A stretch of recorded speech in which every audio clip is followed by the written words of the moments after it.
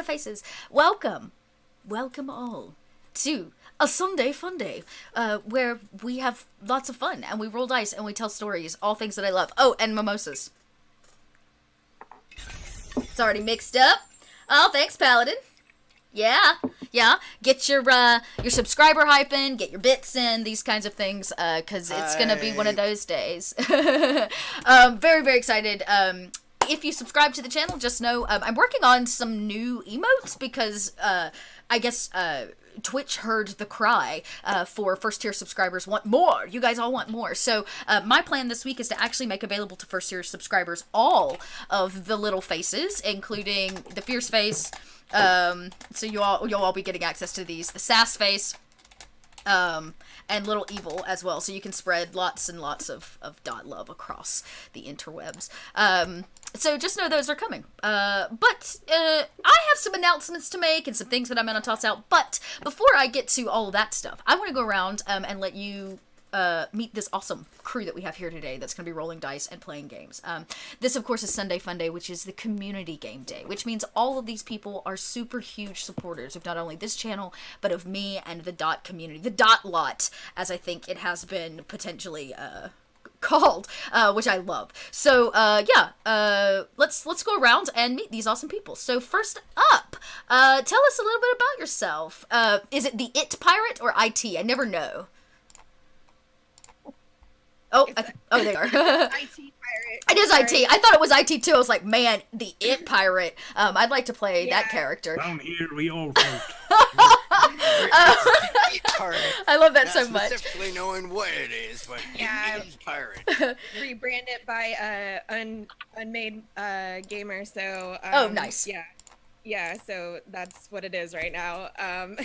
Love it. My voice is probably going to be a little scratchy. I was playing a plushy goat with a very scratchy voice yesterday, but today I will be playing Rue Morningwood. So he is a human rogue and brooding, a little dark and mysterious, and just looking forward to playing with these people that I've never played before and joining Chelsea's game today. So yeah, I'm excited to hear it. And you were playing with another love of my life yesterday in your little plushie game. So I was chatting. I chatted her this morning. Couple loves in there, yeah. Yep. Sure enough. Well, awesome. I'm glad to have you here, and I'm glad we get to see your rogue in action. Yeah. Moving right on down the line. Another face. Well, I say face. Another name you've probably seen up and down the dot Discord. Amen Doctor. Amen.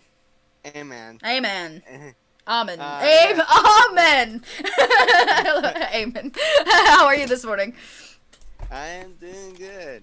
Just like the IT Barrett, I've been up since 8 a.m. yesterday doing games and stuff.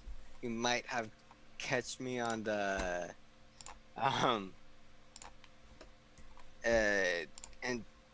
encounter reroll channel. Yep. Being the backstabbing octopus. Awesome.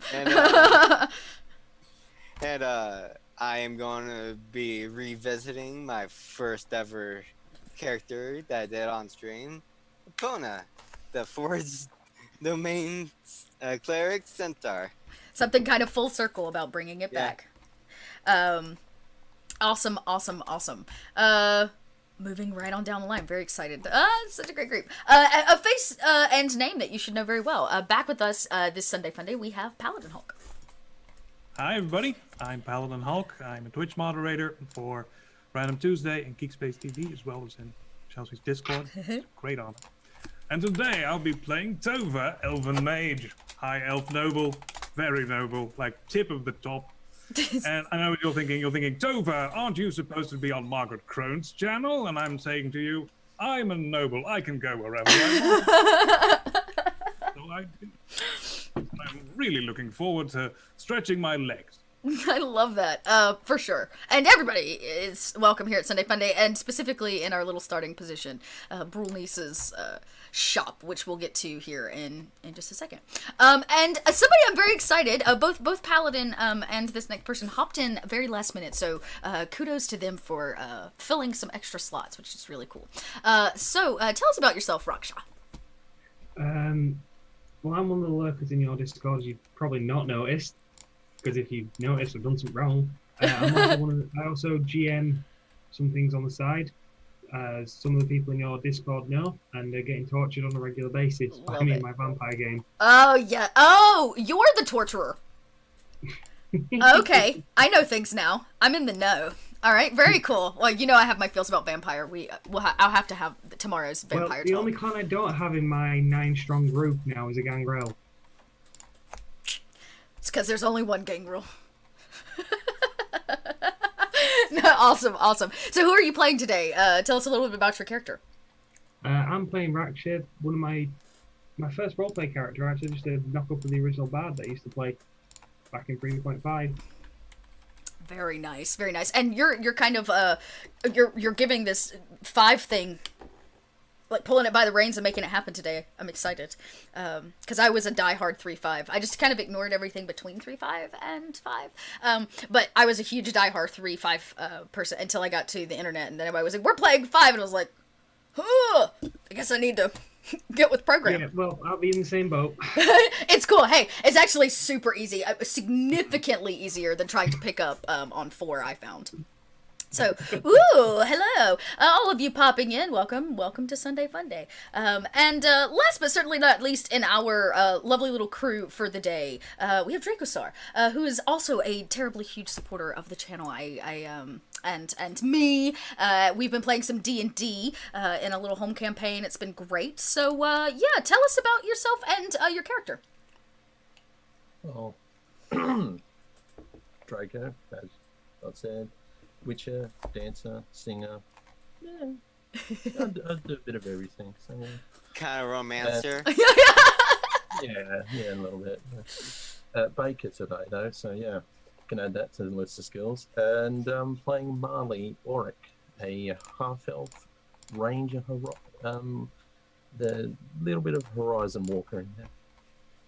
Very nice, very nice. Well, today's game should be an interesting little bit of fun. It's completing out and rounding out, hopefully a little, we'll call it one-shot series, I guess, that I'm going to be releasing to drive through that I'm working up.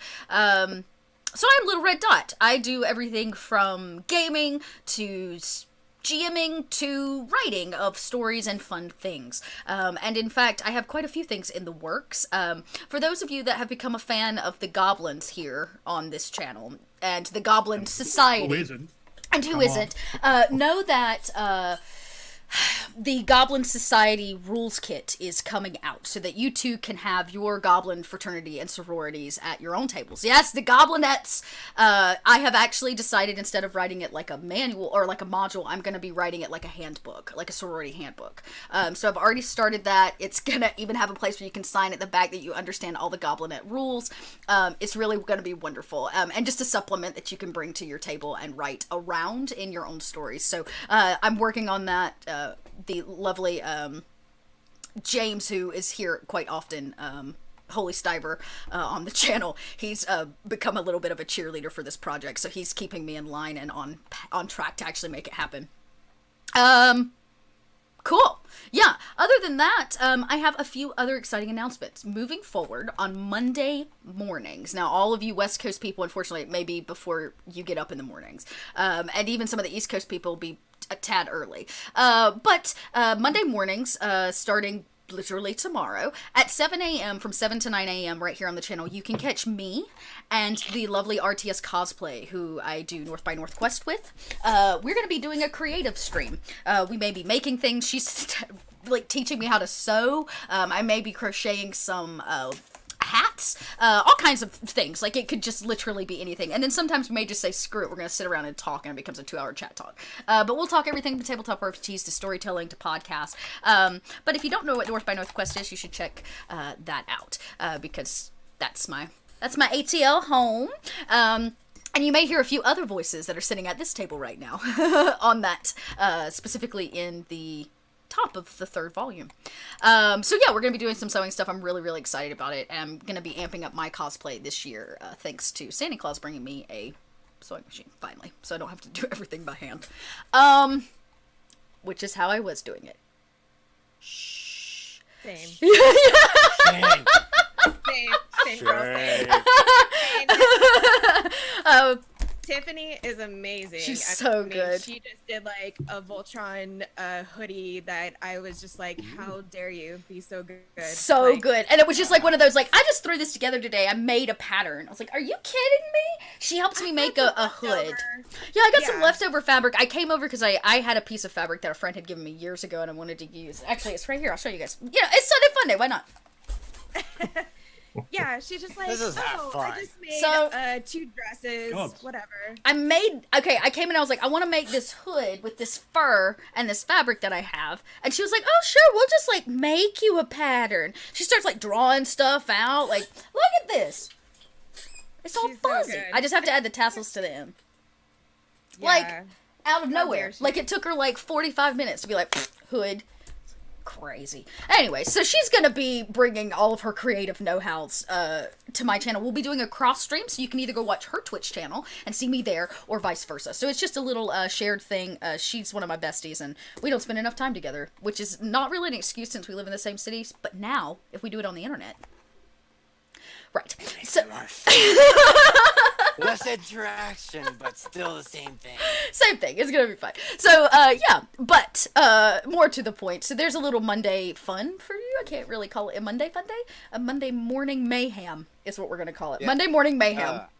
It seems about right. Do, like, Monday a Maker Monday. Mayhem. Monday Maker Mayhem. So you guys can start tuning in for Monday Maker Mayhem tomorrow morning at 7 a.m. Eastern Standard Time. Right here, and there's no telling what you may witness me attempting to make. Awesome, very cool. Other than that, lots of other things. If you are a Patreon supporter or a Ko-Fi supporter, some announcements have gone out. 2, in fact. The weekly, or the monthly Little Red Dot chat is tomorrow. So another great thing happening tomorrow. You can just come by and let's chat. We talk everything from the weather to tabletop games to spoilers for other things that I'm busy doing. It's just a lot of fun to hang out and get to talk outside of a live stream. And another big announcement for a show that will be coming in the month of March, officially to the Little Red Dot channel. It will be the first show on this channel that I have not GM'd. I will be involved in it, but I will not be a GM in it, which is really, really exciting. And it's a brand new system. Well, I say brand new system. It's a system I've not played here on the Little Red Dot channel. So, good news for all of that. Yeah, some pretty exciting stuff. So, lots of things to check on, but you do have to, show a little support, and then you can get into all the secret chats once it is officially public by the other person, made by the people actually running it and sponsoring it. I can make an announcement, but until then, get in on those spoilers. I think that's it. Let's do this. So, as most Sunday fun days are wont to go, I will be drinking mimosas, in lieu of the fact that the only character I really ever play in Sunday fun days is Brulnice Lady Chops, our squat and kind of rough around the edges dwarf. She, in fact, does have beautiful lady chops that come down her face in braids, bright red hair. But most important about Brulnice is that she was once an adventurer, but no longer. She did, in fact, take an arrow to the knee, and now she runs a pub. Yeah. She runs. That cost some gold. That cost a lot It of did, gold. but let me tell you, Brulnice has seen some things, and this pub is not like any other pub. Well, actually, it's more of a tavern. Because it's located on a piece of land that she also purchased, which is slowly turning into a thwarp, really. Adventurers from all over, people that are wanting to retire from the life of being an adventurer, or maybe you're just looking to hawk or sell your wares. But it's kind of bizarre, has started setting up. People are building small shacks and things around her tavern. And it's turned a little Walling bit... it in. Yeah, right? A little piece of commerce has kind of picked up here, which makes it a very popular stopping place for adventurers of all kinds. No matter your race, or your class, your alignment. These things don't matter here, which means you can also find a lot more than just stuff to buy. Jobs, trouble, booze. Specifically, Brule Niece's home-brewed red ale. It is very tasty, and said if you drink enough of it, it even has healing properties. Another reason why heroes like to drag their worn-out behinds into her door. So each of you have found your way here, and we're gonna kind of find out a little bit more about what brought you here. Are you coming off the road? Are you simply looking for trouble, your next job? Are you hiding? What brings you to the Ginger Brew pub, where Brule Niece, in fact, brews the great ginger brew? And this time, let's go backwards a little bit. Tell me why and how Marley ended up here inside of Brule Niece's territory.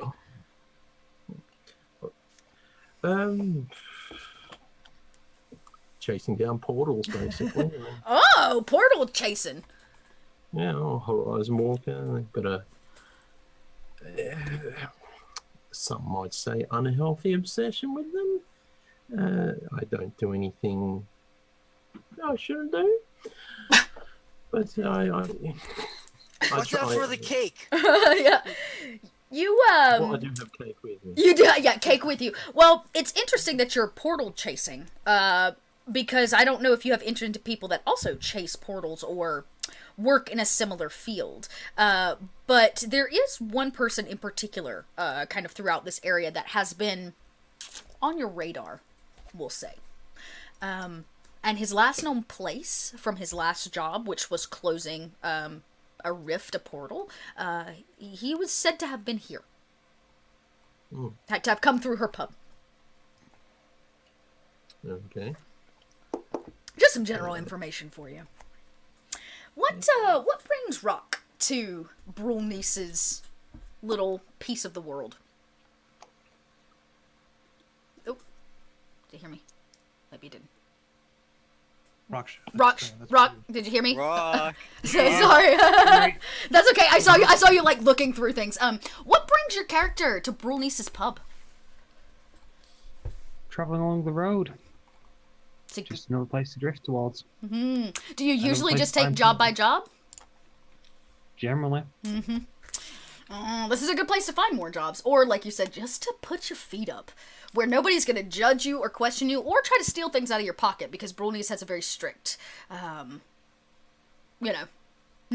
no PvP basically inside of her her place. It's a safe space for people to come. So interesting. So you're kind of just passing through Yeah. on the road. Very nice. What about Tover? This. I mean, you royalty, I could right? simply be slumming it and going on a little vacation. I could be on the run from a druidic circle, but that's all in the past. Let's focus on the here and now and just enjoy life, right? Yes, don't tell anyone I was here. Right, except you probably draw all of the attention to yourself when you come through the door, no doubt. What do you This is look my like? least sparkly outfit. I tried. So- What do you want me to do? Wear black? What am I, a commoner? Come on. No. And Aponia, I'm sure see the wonderful elf that walked through the door, but what brings you to Brule Niece's pub? Well, I'm here for an adoption. An Not adoption? only any type of adoption. It's one of the goblin child, which is the son of a vampire lord. The goblin child that is the son of a vampire lord. Yes. Yeah, that seems like a very rare item. And might actually be traded, at a place like this, traded. The adoption papers, of course, need some kind of official signature to make that official. Maybe, I don't know, who knows, maybe you're waiting for somebody to, what is it called, to notarize it for you. In our little corporate, somebody needs to notarize the official papers to adopt your goblin child and the vampire lord. But this is a great place to find either somebody to forge those letters for you if you need them, or to notarize your official letters. And last but certainly not least, how did Rue manage to wind up at Brule Niece's little pub? Yeah, I mean, he came off from a job and off the road. Incidentally enough, he was just looking for a place to kind of toast to his wife who has gone missing. It's been exactly a year, and he is just doing a cheers in her name. And yeah, just looking to carry on for score another job and try to distract himself while he's looking for her. Nice. Well, each of you, regardless of whether it's for nonchalant vacation type reasons, or simply looking for your next job, or hoping to find that person that can give the stamp of approval on your final adoption papers for your goblin child, for whatever reason brings you to this place. Each of you sit here inside of this kind of quaint pub, really. There is a kind of centralized circular bar that sits kind of near the back, and the rest of it is your average tables, booths, and things. There's a flight of stairs that probably goes, or that goes up to a second floor. You can assume maybe a few places to stay the night, and a door that leads to the back. Rightfully, probably storage and the kitchen. And Brulnice is there, serving each of you. If you are so inclined to partake, she has served you each a house ale, which is vibrant, kind of umber in color, and it's very tasty. And though, to have heard what you've heard about Brulnice's pub, and to know that this is supposed to be the hot to trot stop place on the way to wherever, it's relatively empty. Sans the five of you, Brulnice, and one other gentleman in the corner with his back to the door. But niece, this is absolutely delicious. Like, especially for dwarven fare. This is just top notch. She takes a swig from a jug, and she says, I don't know. What do you mean, for a dwarf? Well, you are a dwarf, right? Well, she kind of runs her hands down her looks, last time I checked. Well, all right then, you're a dwarf, you made this, it's dwarven fare, right? You did make this. I'm not mistaken, am I? Yes. She gets a little, nervous. You, questioning. She goes, I don't like talking about my process. That's fair. She's like, yeah, proprietary information. Well, you've done a wonderful job. She goes, and you're fancy. Elf. Fancy elf. Indeed. I am. With the hair. And anybody else need more? She kind of holds up the jug she directly swigged from. Oh! I just hold up my drink thing and just look around to see if there's any, document. The person came already. Mm-hmm. Okay, yeah, she comes over, she fills ruse, and then kind of, you hear her feet, shuffle. She's still wearing her night shoes, her little night slippers, and she comes over and she fills your drink, and she says, you look like you're looking for someone. Yeah, I'm looking for, I'm supposed to meet someone to adopt a goblin baby. Oh. Well, it's a little on age right now. Well, you know that we don't deal in adoptions here. You have to go... Have you ever adopted a goblin child before? Frankly not, since I just point towards my outfit, clearly indicating that I'm from a temple. Yeah, she looks you up and down and goes, Okay, well, I can tell you that all goblin children up for adoption have to go through, you have to go to the Night Corp. Up there in Icedale. Oh, God. And good luck with that. Most goblin children good luck with that. She simply says, backtracking a little bit. And she turns to look at both Ruck and Marley, seeing if you, too, need a fresh topping of ale. I'll still be sipping for this one. Oh. Do you have anything bigger? She smiles, liking your style, and she simply leaves the jug on the table as she passes by, and she goes, "So, what about you? Over there in the corner? Hey, you!" She kind of, like, yells. The man doesn't move. He does have his back to all of you. He literally sits kind of in the corner, and this, he's taken the chair on the exterior of a booth. He doesn't move, at all. Not even, like, acknowledges her. And he sits kind of, I wouldn't say head down, but not making eye contact in the corner. I tap him on the shoulder with mage hand. Uh, The lady was talking to you. his body, like, no movement. I think you've given him too many drinks. She goes, that might be true. He's been here since last night. Let me go check on him. I walk up. Medical check? Yeah. It won't take a very high one. Go ahead and make that for me. 21? 21. A 21 medicine check. You walk over and instantly know this guy's dead as a doornail. He's just sitting there, like, eyes open as if, like, his body just stopped functioning. He's still got his hands wrapped around his mug. But he's dead. Well, I know why he's not responding. He is. No. Look at the drink and put Is it that down. shut off or dead? Wait, no, he can't be dead. Brony's like shuffles over there and like, "Hey, sir, wake up! Wake up! Because I can't have a dead man in my bar." My drink into a plant. No, it's not the ale, I promise you. It's not the ale. It's my life. I'd rather just play safe. No, look! And she like snatches the jug off Marley's table and like continues to, "It's not the ale, I promise. I served him the same thing last night. It was fine." I've taken that Good sweet. now. That's a health risk. Was there anyone else with him? Anyone who might know who he is? No, he just came in kind of by himself in the rush of people. He told me he wanted a place in the corner. He'd wait for it. And then he spent all night scribbling on something.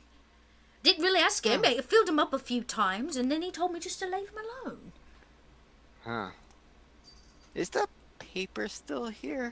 Maybe. Maybe. So, here's a few things. At the 21 medicine check, not only is he dead, but you would know this doesn't look like poison. Like, usually if you poison someone, you begin to see that discoloration around the lips or something like that, like lack of oxygen or air. A lot of poisons will make people foam at the mouth or throw up. There are no signs of that. This guy almost looks petrified. Like, just, like, solidly, like, stiff. So you get that as well. You're welcome to do a quickie search on his body to see if you can find anything in his, lapel, like in his jacket or whatever. Yeah, I'm going to do that. Cool. Meanwhile, What? I'm gonna find a coroner. You do. Like I said, it's relatively empty. It is daytime, which may be part of the reason why it's not quite as busy. But I roll yeah. investigation. Sorry. Yeah, no, take that investigation. Anybody else want to do anything? Yeah. Oh, six. Check. I'll do an investigation as well. All right, anybody else wants to roll an investigation? Rue, you said, and Rock, both of you wanted to do something. Yeah, Rue's gonna, like, while everyone's distracted with this man in the corner, just look for clues or use his roguey instincts to that's see good. if anyone else is kind of reacting in a certain way, or if there's anything that's Oh, okay. just, yeah. like anything A general. else So it's in less of a roll an insight instead. I feel like that's an insight roll for you. Beautiful. Ooh, Okay. That's good. Well, That's a you good guys roll. begin. All right. So Aponia and Marley begin kind of patting the body like down and looking in and around the booth. You quickly realize he was not scribbling on any paper, though you do find something. Marley finds a letter in the jacket, which we'll get to here in a second.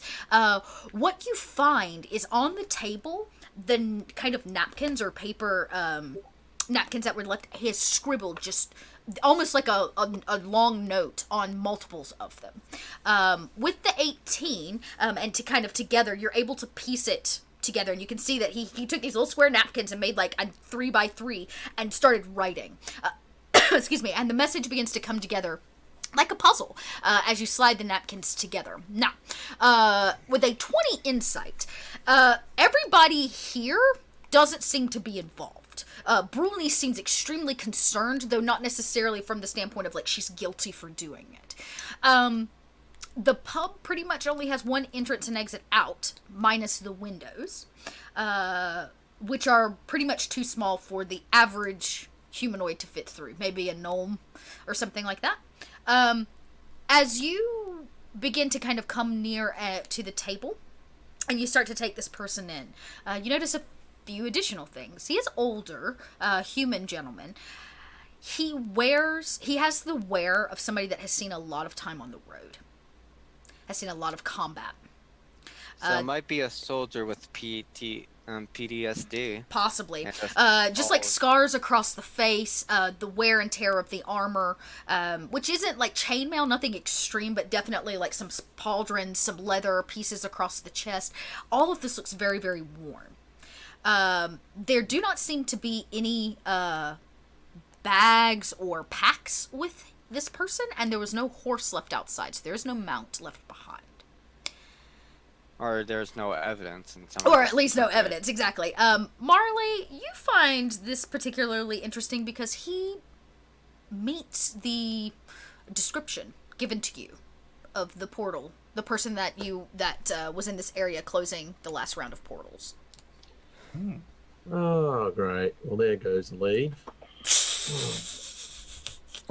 And I take another swig. Yeah. You swig, and you start reading his really bad handwriting on these napkins. Kind of like a drunk person does at a bar where they just like write on the napkins or styrofoam. And yeah, go ahead. Is it in common? It is in common. It is. Yeah, and it does take you a second, like I said, to kind of piece it together and make sure like things fit, which is difficult because it's still a napkin. There's like bleed that kind of happened, ink bleed, but as you begin to kind of peer over and read, it simply says, if you manage to find this, please, please, please, please, please, take my final notice back to the Night Corp. They must have my final report, or I don't get paid, period. Okay. Okay, well, I don't think he's getting paid. Is there any sign of this report? The letter that you found in the jacket pocket. You had that moment of like, wait a second, and you flip it open, and exactly, and sure enough, this like as you fold it open, it's actually 2 or 3 pieces of parchment. And it seems to be the final report, and he reports on the happenings to get that last portal closed. And at the bottom, he's like signed it. There is a spot for a notary. It has not been notarized as an official document, and it does seem to be on some kind of like official parchment that simply says Night Corp at the top, and it's spelled KNIGHT. So same place that does adoption. Correct. Well, I guess we all are going to the same place. Or at least me and the portal whatever guy. Rock, what are you up to? I gotta know. I'm sat down watching this at the moment. You're watching all of them like hover around the dead body. There's one thought going through my mind, and that is the barmaid. So where are we hiding the body? Well, I don't deal in bodies anymore. She kind of like stutters. Well, I guess we have to bring this body back. When he comes in later. Good point. She kind of looks to like creaks the door open to the kitchen just to make sure that there's nobody else working there. She knows there's not. As if she's people. She goes, I run a tavern, not a cemetery. And she goes, there's a plot of land out back, belongs to me. I usually grow the wheat on it. I heard that decaying bodies is good decomposition. Who's grabbing a leg? Oh, I'll grab But I kid. I will bring the body back to the place. You're gonna take. You want to take the body all the way back to Night Court? Yeah, that's Yeah, where how I'm long going does it take? anyway. I'm outside looking for a coroner, so this is gonna get fun. I was about to say, yeah, so there's definitely a plot. Like, there's plenty of land out back where you guys could easily bury something and it would go totally unnoticed. So, if that's the plan, it is a doable plan.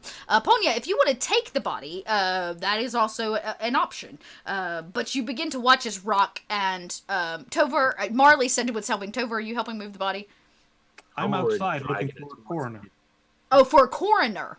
Yeah. Oh, I thought you said a corner, and I was like, well, there's lots of corners. Coroners are a little easier to find. There's a corner. There's a corner. That's so the coroner, probably not. The day has, there's like a few booths up, people hawking wares, selling things, a few carts have pulled in, and there seem to be a few people just hanging out, drinking outside on the grass, but in terms of somebody that looks like a proper coroner, no. Not that you can tell. I don't know what they look like here. Anyway, Exactly, you're like, well, I don't was even... born very isolated in the Elven capital. Hello, townsfolk, please. I need a coroner. Someone's drank themselves to death in Bernice's pub. So we need someone Oh my God. to dispose of the body, please. It's very unsanitary. I'm sure Rue hears this and just like face palms, like No. So a couple people stop what they're doing and like turn and look at you. I guess you're not really persuading anybody to do anything. Why don't you just make me a general charisma check? Can do. Just a flat charisma check for this. Did it work? Roll 20 has been, I was on it. Oh, there it goes. Oh, there we go. We'll take the latter one.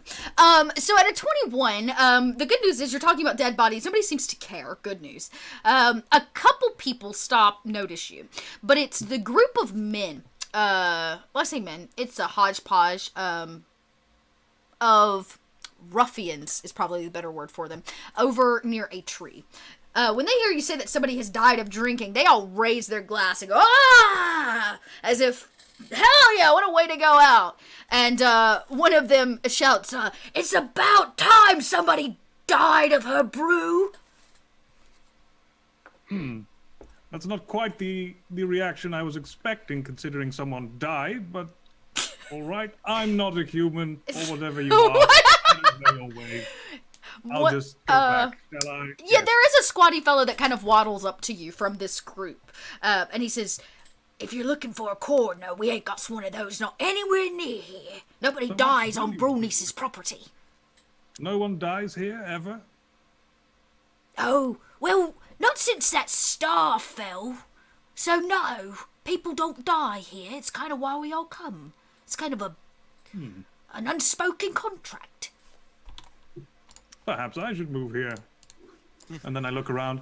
Perhaps not. Yeah, he like looks up at you like, and he goes, so, but if you're looking to dispose of a body, you know, she's got a farm out back that I always thought would be great. Just put him in a ditch.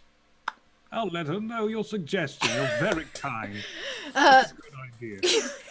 And so he takes that as his leave and goes back. Now, while this conversation's happening outside, and Rue, you do hear Tovar's voice boom over the kind of outdoor general commotion.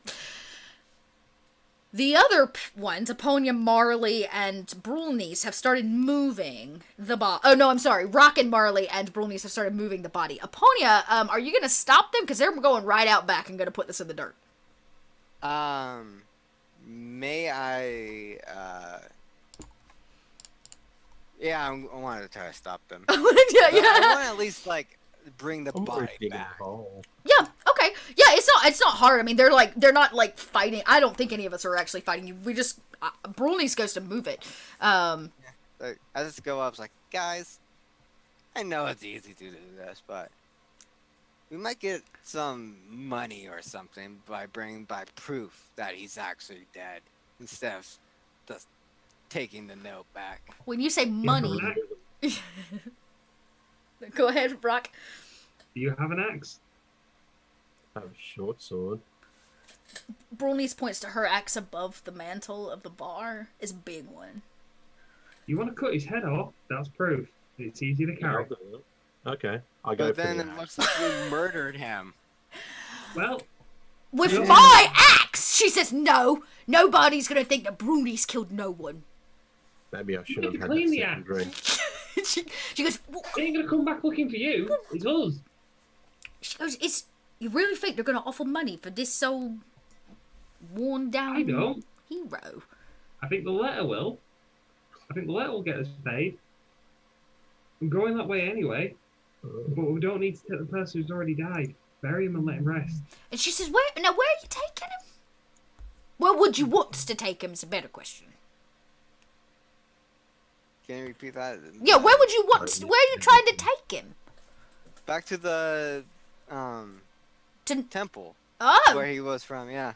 oh. At least it gives them the proper burial and know what to do. So when you start, Bruni starts. She wasn't really in on your letter reading or any of that. She just kind of, she starts kind of taking this in, and she like drops one of the feet, which like thud to the ground. She goes, well, wait a second, and she pulls back kind of his hair, like his hood, and pulls his hair up to reveal a tattoo on the back of his neck, which is in fact the Night Court logo. And she goes, oh no. Oh no, no, no, no, no, no, no, no, no, no. We cannot have a dead knight corpse. We can't have this. She says, she's like, she goes, no, no, no, no, no. If they find out that one of theirs was killed here, it is over. My shop, they're going to burn it to the ground. We could burn the Trust body. me. If you're worried about your place burning down, I will keep it a secret. As long as you can provide some wood and a cart. She's like, you can have the hay cart out back, but I liked his idea of burning it. Her idea of burning it. Is there like anywhere? Is there a fireplace I can get? There's one here. You'd have to chop the body up relatively small. You might find like a fire pit. I want to build a bonfire outside somewhere. Oh, yeah. There would be plenty of place for you to do that. Yeah. Okay, I go outside to start finding someone. Bad news, everyone. There's not a real coroner here, so I guess it's up to Bernice. Oh, you're already moving the body. Yeah. My, that's a lot of enthusiasm for such an ignoble job. Good for you to show initiative like that to help someone out. Or is she paying you? I don't care. Figure out why he died. Brute feels like he needs to put out a lot of fires here, so he goes over to is it Aponia? Yeah, Pana. Yeah, and is just like, well, if it's already freaking her out, I don't imagine it will help us on the road. Perhaps he is very dangerous, or this organization's very dangerous. We don't want that kind of attention. Well, I have to get there anyway because I need to adopt a certain goblin. But we You don't have to need adopt to a bring goblin? him. Why? I have a part notice that from my temple saying that there is a rumor that there is a goblin, son of a vampire lord that's a goblin, and they believe that was information here. I mean, that's not someone I would want to adopt. I mean, goblin's bad enough, but throw in some vampire powers and then, yikes! Wouldn't it be simpler to simply get Best friends are goblins. dogs and My knives? best friends are going. I mean, would you rather have a good vampire or a bad vampire? A I'd goblin. rather have a dead vampire, to be honest. I'd rather have a I mean, they are baby that can learn good from bad rather than having a guilt trip about having a dead baby. And besides, my deity will kill me. Oh, that's a harsh deity. Which deity do you serve, if I might ask? Shoot. I forgot the Ah. the DM master. The Oh, yeah. Okay, that's yeah, right. The as a temporary uh, yeah, the DM master. Sounds vicious. Yeah, I she's would very serve vicious, her. but very kind. She hates when people screw up and not follow directions. It must be a tough life for you. Ben. It's very tough. You have my sympathies. All right. So Brunice is kind of freaking out. She's running about, and you see her have this idea. She runs back inside, she digs around, you hear some clattering of like some silver and metal, and then she comes back out with a knife. Not a very large knife, kind of like a small boot knife. And she flips his body over with her foot. She pulls his hair back and she scalps off the piece of skin on the back of his neck with the tattoo on it. And she holds it up and she goes, "This is all the proof you're gonna need. Now, can we get rid of this body before anybody sees it?" I'm already building the fire. Popcorn sack. All right. Fine. I take the piece of skin. Let's put it in my knapsack. Yeah, toss it in. Okay. And she goes, "Now, if you want a ride, there's some horses. I guess you can take them, but please bring it back. Nobody ever brings it back." I look If down. they survive. As long as we have a cart, I think I'm pretty good for everyone. You're not Bruce gonna- gonna look to both of them and ask if they know where this place is, if they're familiar, like where we're going. The That's a good question. night corp. Actually, Is it let's... corp or Yeah, corp? corp. C-O-R-P, corp. Oh, Why okay. don't we do this? You guys can roll whichever one's better for you. But, roll either a history, if you want to know what you know about Night Corp. That's probably the biggest one to start. And then anybody that wants to know where it's located can roll a survival. I can do survival. Okay, yeah, so roll the survival. Oh, 21. Done. Yeah, you know where it's located. Woo, yes. Of course our high elf would know where Night Corp is located. Night Corp is a pretty contended thing. In terms of the adventure circle. You either work freelance or you work for Night Corp. Now, Night Corp comes with all kind of branches. Okay, that includes the Alpha and Omega Security Branch, the Mystic Enterprises Branch, the Ghostronics Branch, Life Comms. All of these things are important pieces to maintaining peace in this area. But more importantly, Night Corp started out as a group of knights that eventually branched out, started a big business, and now offers contracts to heroes and adventurers of any race, class, or type that wants to have a more secure insurance policy behind them if they were to, I don't know, meet the wrong end of a blade. They offer legal aid in case you kill somebody you shouldn't. The things that unfortunately as a freelance adventurer you either pay for on your own or suffer the consequences. Hence the reason why Night Corp is so contentious on a lot of people's tongues. As for this gentleman here, to be working in portals, Marley, you would know that he's going to be a little bit higher up in the rankings. And as for location, yeah, you know where this place is located. Unlike any other business or building that you know, it is actually located on the back of a creature that lives in kind of the Arctic north of here, in this very kind of unforgiving cold area. Brunley's just sent a few adventurers here before for something called giant jerky. She wanted them to go retrieve a toe, but no big deal. This is a much bigger deal. You have to track the creature to gain entry. But at your 21 survival, you know exactly where to find this. At least in terms of this creature, or at least you think you do. And would be able to get the group there pretty easy. Do they know, I mean, and I assume this is being, like, communicated with us. Okay. Yeah. I mean, Brolnice is kind of, she gives you what she knows. She doesn't like Night Corp very much. She was never part of them. But I would think, unless for some reason Tover wants to keep it a giant secret, Tover knows. I have everything. Yeah, Tover probably spills the handbook to you with an 18 on that history. So you're pretty much good to go there. And we know how far away it would be, or like the. Yeah, it's gonna take you guys about a full day's travel to get to the kind of colder area. So you do have a little bit of travel ahead of you just to get there.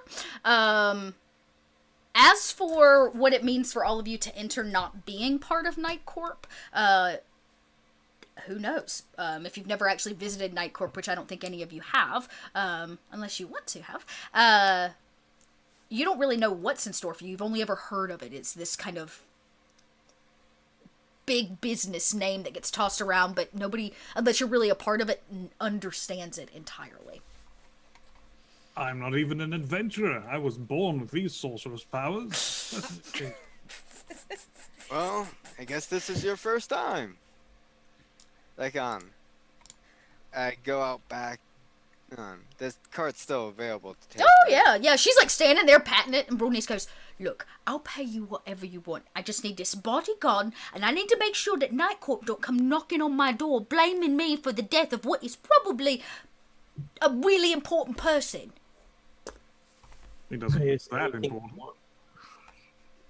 All right. I just load. You guys don't. What do you guys want to do with the body? Let's bury him. Well, I've been building a fire for the last, I don't know how long. Yeah, That it's sounds good to I was me. about to say, it's probably roaring at this point. You can hear the crackle of Yeah. it around the corner, kind of at a distance from Brunice's shop. Or alternatively, if you hear that fire, that's one way to get rid of him. If you guys want to burn it, please do, but make sure to put it out and just hop on the wagon afterwards. Oh, that's alright? right. You're gonna pull everybody. Yeah, I'm pulling everyone. I just put all that together while you wanted the cart. I love that. Okay, that's awesome. Brunice likes that because you don't take her horses. Yeah, you guys toss the body on. It takes it a second, obviously, to catch fire. Corpses don't burn as quickly as one might think. And within 5 or 10 minutes, it is actively burning and will probably burn till it's gone. Do you mind taking care of this after it's done? Brunice is already roasting a marshmallow over it. Okay. I got it, she says. Hey, does anybody Alright. want some tasty treats? And some people from out front kind of come around the corner, and she starts passing out marshmallows, and they begin roasting over this fire. She goes, she kind of sees you off. She says, "I'll pay you Looks like real it might be good when you turning to get back." cannibalism, so perhaps we should get moving. Alright, everyone hop on in. And the cart, it would easily fit all of you. It'll be a smidge tight, because it's really just meant for moving barrels of goods and things, but not the worst thing in the world. Speaking of barrels, Yes. is there room to bring a small keg of her drink with us? Oh, I'm sure. She probably even outfitted you with one. Was like, kind of, take what you need. And there's some of those small stuff ones. that killed that man. Do we really want it? I don't really Well, care. I'm stuff already killed taking that man, it. that was fine.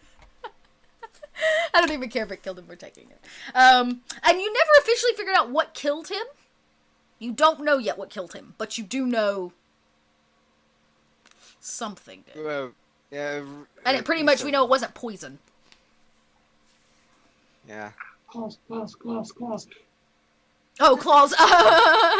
Kitty claws. And you guys kind of set off. We'll let your 21 survival lead the way, because literally that is what you are doing.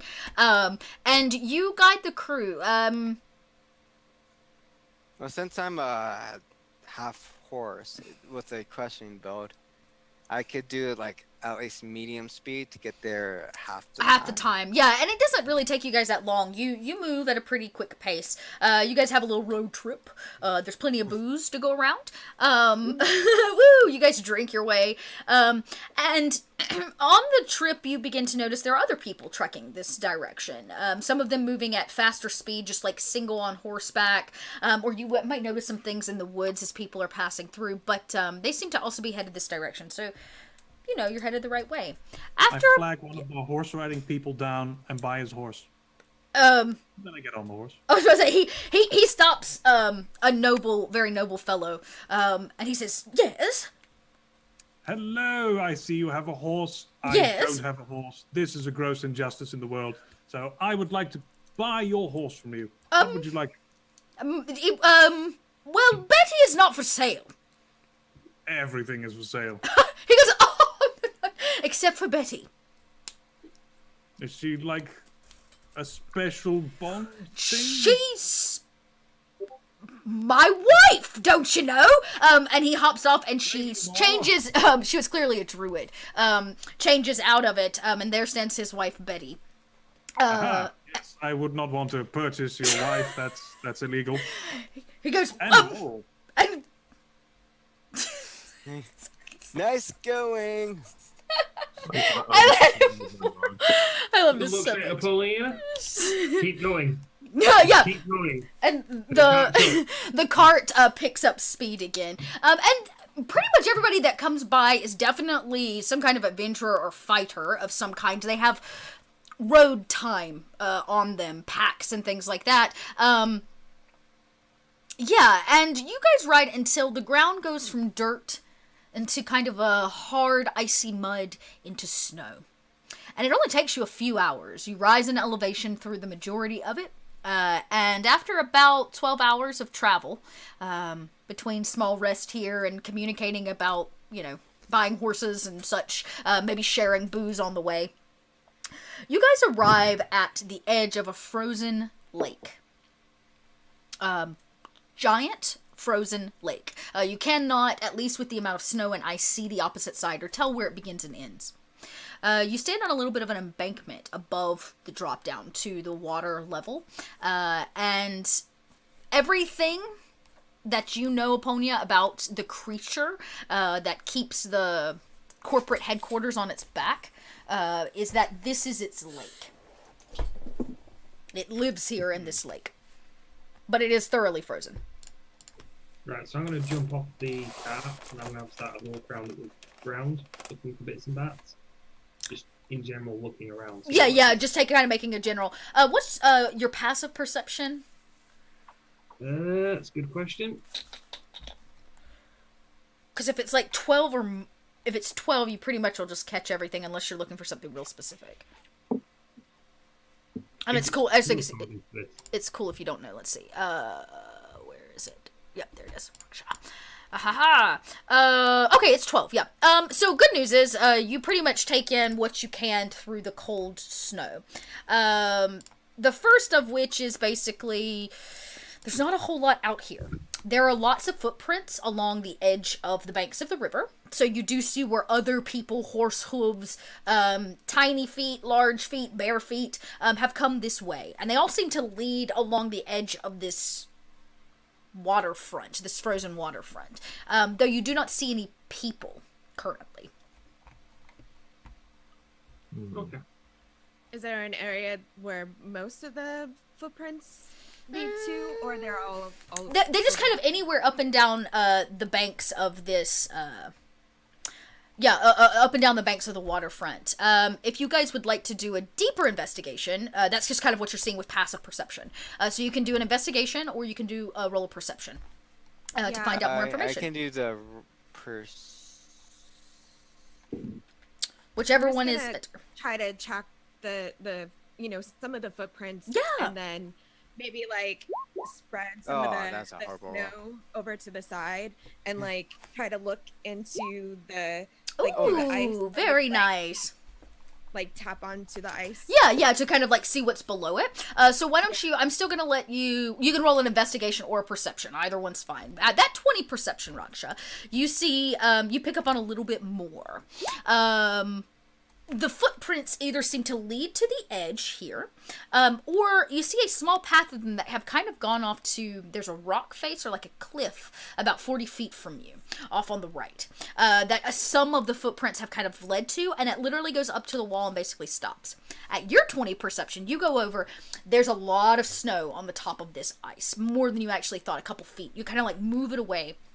It is crystal clear, this ice. Not at all foggy or dirty. It's just beautiful. And as you peer, like glass, and you kind of peer down into the water, it is a deep, dark, cold blue color. And you like knock a little bit. You hear it like gung, gung, gung, gung, gung, and wait, and you wait, and you wait. And as rock begins to, I'm guessing you're going to go check out this rock face, or you begin to get close. We'll walk off towards it. Yeah, you kind of walk off in that direction. After the knock on the ice, you hear something strange. Ding. At the rock face. And a little bit of light comes out from underneath it. This cliff, what you thought was a cliff touching the ground, or this rock face touching the ground. A little bit of light comes out from underneath it. As if there's a door or something there. You might want to come have a look at this, guys. Oh? Is it warmth? Let it be warmth. Sorry, you're out of luck on that one. Yeah. I go up and you said it's like a door, right? Kind of. What you see is just the light from underneath it, as if there might be a crack, but you don't see any like door seams, at least not at the moment. Can I use detect portal? Yes, you can. That if that is something you have, that would be very helpful. Basically, once per short, as an action, I can detect distance and direction to the closest portal within a mile.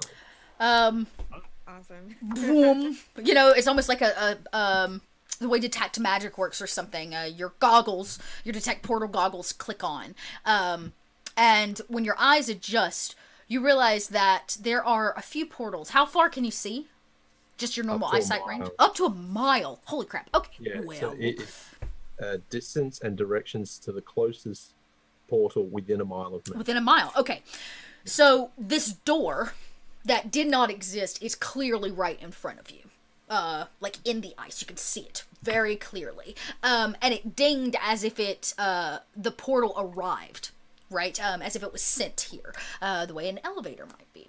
But in addition to this one, within a mile of you, you also see something else. Much lower in the water. About a mile out. There seems to be another portal, potentially the opposite side of this portal. Potentially on the building, on the back of the creature that may be in hibernation under the water. So we're teleporting underwater, or? That's you don't really know where it's going to teleport you. You just know that this is point A and that's point B, or vice versa. So more than likely, if you go through this portal, it will drop you wherever that portal is under the water. I just stepped through. You watch as Marley probably puts a hand out. Yeah, and just like, and it just sucks you in. It sucks her in. And she disappears right in front of you through the ice wall that looks very, very solid. Where did they go? You see that glowy point way, way below the water? That one. So they're probably dead now. To be fair, I didn't actually say anything about what I was seeing. It's true. Unless, I guess if Marley didn't share, you guys just know that Marley walked through a piece of ice. I did not say a word. That's about it. I'd had way too much to drink to think about. If I don't know where the portal ends up, might as well go in. Yeah, if you don't know where it ends. Our brave Tover follows behind. The door, actually. How tall are you, Tover? You said you're a high elf, right? A high elf does not mean tall. I know, that's why I'm asking, because some people always picture them high. I didn't know if you were an average size or not. I always picture them very tall, because I'm a short person. What's wrong with short elves? There's nothing wrong with short elves. I just picture high elves higher. I What always else perfectly tall. I don't know why I He picture... is on the taller side of an elf, but Okay. Let me show you all how this works. It's probably something you've never seen before. You do this, and then you just step through.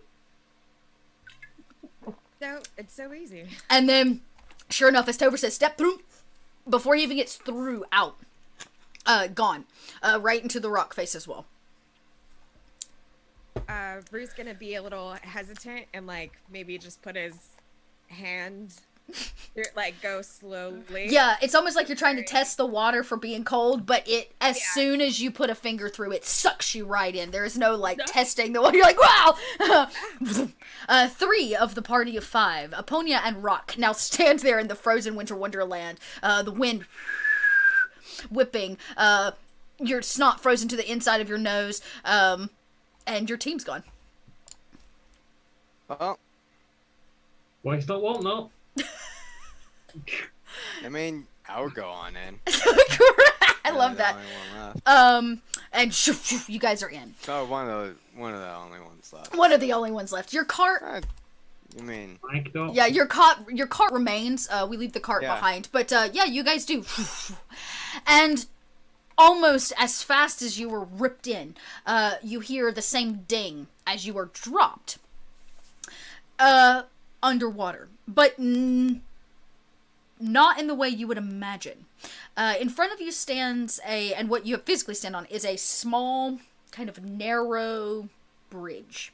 There is nothing behind you but cold water. Like, you can put your hand through it, and it's frozen water. You can look up and you can see where it's dark, where the snow sits on the top of the ice, a mile up. Well, not quite a mile up, about half a mile up. In front of you is a very large facility, that's what I'm going to call it, that has the bridge you're standing on connected to it. When you look over the edge into the glassy water, there's a very large creature, multiple heads, and it hibernates in this cold water. You stand in some kind of air bubble. The area that you're in, even though you're underwater, you're not gasping for it, as if the water has been pushed back around this building. Multiple stories tall. You can see a lot of commotion from the inside. Things flicker. There's a couple flat surfaces up tall where there might be some outside places to sit. But all in all, it's a... it feels like a castle, but it doesn't serve the purpose of one. And all of you stand on this platform now together, breathing air underwater. Do we see any guards or like any out-facing? Good like question. security? There definitely is a I say a desk. It's a podium. There is somebody that will greet you. It's about 10 or 15 feet off. Doesn't seem very interested in you until you like step up. But there's a sign, a hand-painted sign on the front of his podium that says, "Please sign in." Is everyone all right? I know this sort of advanced technology is all very disconcerting. Does anyone have any questions about how it works now? Yes? Yes. How does it work? I launch into a long explanation about the magical, how it actually works, because I am a sorcerer. That's true. Yeah. And I'm sure that Marley is able to add 2 cents into being a portal expert. Together, you guys kind of give the rough explanation. Point A to point B and point B back to point A kind of a thing. Portal entrance exit. And if you think this is impressive, wait till you see the indoor plumbing. And while he's going on like that, I'm going to sign and go. Sorry about the ramble. So you walk up. There is a very proper elf behind the podium.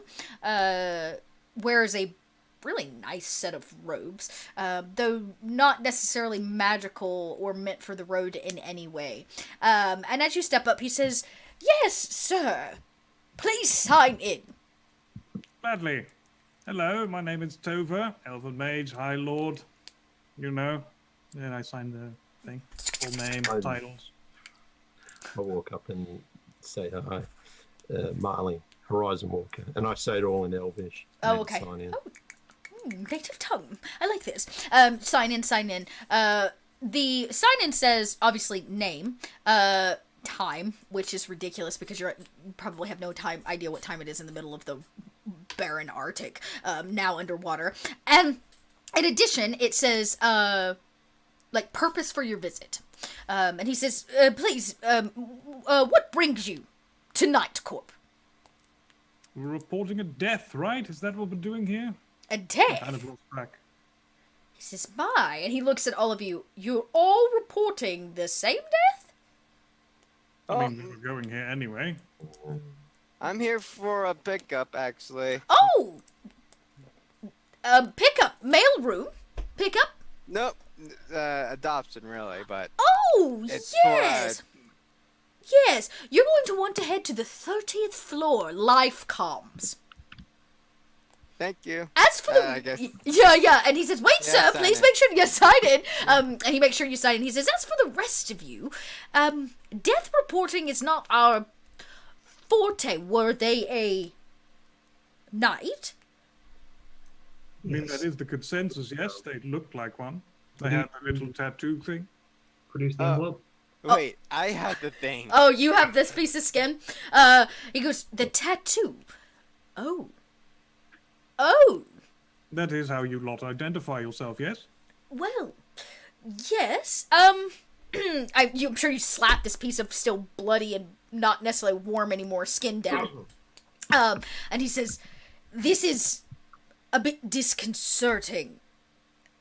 You didn't kill him, did you? Nah, No, we found a died lot. from natural causes. He drank himself to death in Bernice's tavern. No, Drank himself to death. He kind of like, what? Thank you out there for that Looks like follow. anyway. I'm not a medical professional. Right.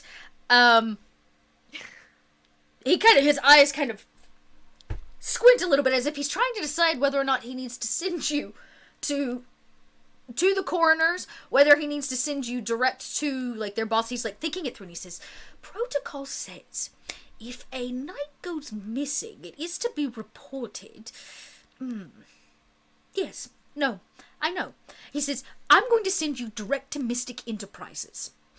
This here, and he points to a symbol kind of on the lower section of the tattoo, and he says, this symbol here represents a special agent of Night Corp. all right. He kind of smiles a unnerving smile after that. And he says, so, each one of you will need one of these. And thank you. He slaps some name tags on each of you. Literally, Rue gives yeah. a false name. Okay. Like Richard, and Richard. his purpose would be to like learn how to be one of the knights. Oh, okay, trainee. Yeah, he puts like training or information. Or, yeah. Oh, tour. You're on a tour. Yeah. Okay. So he kind of fills you all in. Each of you get your name tags. And he gestures for the door. And he says, the tour starts in 2 hours. Do not get lost. As you kind of wander off. And the doors to this place swing open magically. You don't even have to touch them. They just... And you enter a very long and high-ceilinged room. Your feet click on marble floors. It is beautiful. Potentially, Tover, even more well-kept than any palace you've ever seen. It doesn't feel like a palace, but man... Let's not go that far, but it's pretty good. It's great, like these big, It'll do. yeah, it'll do, right? These big columns. There is a desk, at the front, like an information-style desk, that has a, gnome sitting behind it. There's some kind of directory on the wall, and, there's a very beautiful, woman who steps out. She is a halfling. She carries a clipboard. Seems very put together. Tightens her belt a little bit as she steps forward with her clipboard, and she says, how may I help you today? Adoption and reporting a death. Right. No, who's got the report? You do it. I- Oh, you took that? Okay. I am. Yeah, I think I have both the skin and the report. And the report. She says, right, okay, well, deaths and adoptions don't usually come hand in hand. And she kind of looks around and she says, oh, and you're new, a recruit. Amazing. Are you all recruits? No, God, no. I'm a Here high- for a I would like the tour. temple. Here to ask a few questions. Oh, well, wonderful. It sounds like you could all use a tour. It's your first time here at Night Corp. That it is. Has anyone been here before? No? Well, I heard of this place. I sort of yeah. looked a little shifty at She goes, that question. sounds to me as if maybe I should give a tour to all of you. We'll drop you off on your appropriate floors along the way, shall we? That makes sense. Wonderful. Yep. And she says, follow me. And this, little halfling clicks, as she begins to walk. Each of you, she hops onto kind of like a platform. It's tiled differently so that it stands out. And she says, please, don't be afraid. Step on. I just hop on. Yeah. Yep. step on. As soon as all of you Unsure are... about unnatural ground. Yeah, exactly. You're like, ugh. As soon as you step on, you feel some kind of strange hydraulic system, like... And you guys take off into the air. It only takes you a couple seconds. It's very, very fast as it stops. And she says, and welcome to the visitor center. And as it opens up, there are signs and stuff and people, tchotchke items, posters on the wall, stuff to buy. This is a trap, basically, where you can spend lots of money. And she says... Enjoy a gift shop. Exactly. I'll be right back. Excellent. And she says, oh, yes, please, help yourself. I was going to save it until the end, but... We'll get you on more things at the end, too. Don't fret. Are there people in the gift shop? Yeah, there are people wandering about. A couple people, salespeople helping other people. It seems not at all like what you planned once you arrived to this floor. Like, not at all what you imagined would be here. Are they like all different shapes, sizes, or Lots and races of classes. There's even a few kids holding hands of parents. It makes me think of like, I don't know, in Atlanta we have the CDC, which of course is like a very specific building, right, that does a very specific thing. But they have the like public facing piece where you can like come in and tour the museum and those kind of things. It's very similar. This is the front facing piece that people are allowed, average people are allowed to be in. Right. Okay. Yeah. Or like the CNN Center does that. Like the CNN Let's Center's just like name that. all the Atlanta. Yeah, all the Atlanta. It's what I know. So it's like it reminds me of like the CNN Center. Like yeah. So yeah. What else do we have? The aquarium. Yeah, but that one's actually for tourists. Not quite as corporatized. Or Coca-Cola's like that. Like they've got the factory side, and then they've got the front facing the tour. Yeah, exactly like that. So, you are you looking for anything, Tover, in particular in your gift shop extravaganza? I'll pick out all sorts of random stuff, but primarily I'm putting together like a little disguise where instead of my incredibly flashy Elven Noble outfit, I now also own a tourist outfit. You managed to grab yourself what they call a front pack, which is kind of like a little, like, it's like one of those fanny packs, and you managed to find I don't know, a couple of things. A hat, some socks, some average things that a gift shop would sell, a t-shirt or two. You're able to pretty much disguise yourself, no problem, to look like a tourist and less like a noble. There's also a few other random items that you find, including the fake tattoos. Fake night corp tats, for kids, little temporary ones, things like that. And you stock up on things to both disguise yourself and potentially useful for later on. And she welcomes you back onto your lift, and she says... Now I'm fully dressed as the tourist. Yeah, she says, my, it's a change. I thought I'd get into the spirit of things. And she takes this lever and pushes it forward a little bit more, and the lift brushes up, and she says, now here. And as it comes, it doesn't come to a stop, it almost comes to a slow pace. As you pan up on a floor, you see behind a glass panel trainees. They're fighting, they're sparring. It pans up another floor. There seem to be some kind of barracks and school, buildings and tables where they're training younger, more adolescent looking knights, or potential knight corps. And she says, you, may be interested in seeing this. And she stops just momentarily, pulling the lever to let you take in, especially as the potential trainee Rue, what training Night Corp is like. Training in Night Corp. These children look awfully young to be fighting. Oh. Where are their parents, if I might ask? Most of these are orphans. Ones that had no purpose on the streets, and we have given their life meaning. How tragic to be orphaned. Yes, yes, so tragic. Much like you, sir, are trying to give new meaning to this goblin child you are adopting? Yes, I sort of pull aside and show her the document. Which document? The one you need the- notarized, or the one, his documents? The adoption document. Oh, It's like she saying, says, "Hey, yes, this-" yes. She, flipped through, and she says, looks like you still need to have it notarized. Yeah. Do you know exactly? Yes, Where? right here. And she, slams the lever, and you guys come to, this, more judder stop. And in front of you stands a less welcoming space. It feels like a poorly run post office. There's lines and lines of people lined The up. post office. Basically, yeah, right, an American post office. There are lines and lines of people, a few different windows. People are taking ticket numbers. And she says, you can, in fact, to get your things notarized here. Let's come back later. It looks like it looks busy. It looks busy. It does, yeah, it is, and it definitely is busy. And she's like, oh, okay. And she slams it into drive again, and you begin to rise. This time, she talks to you as you travel, because you go up many, many, many floors. And she checks her clipboard and flips through something. She says, oh, my. Well, I must be going.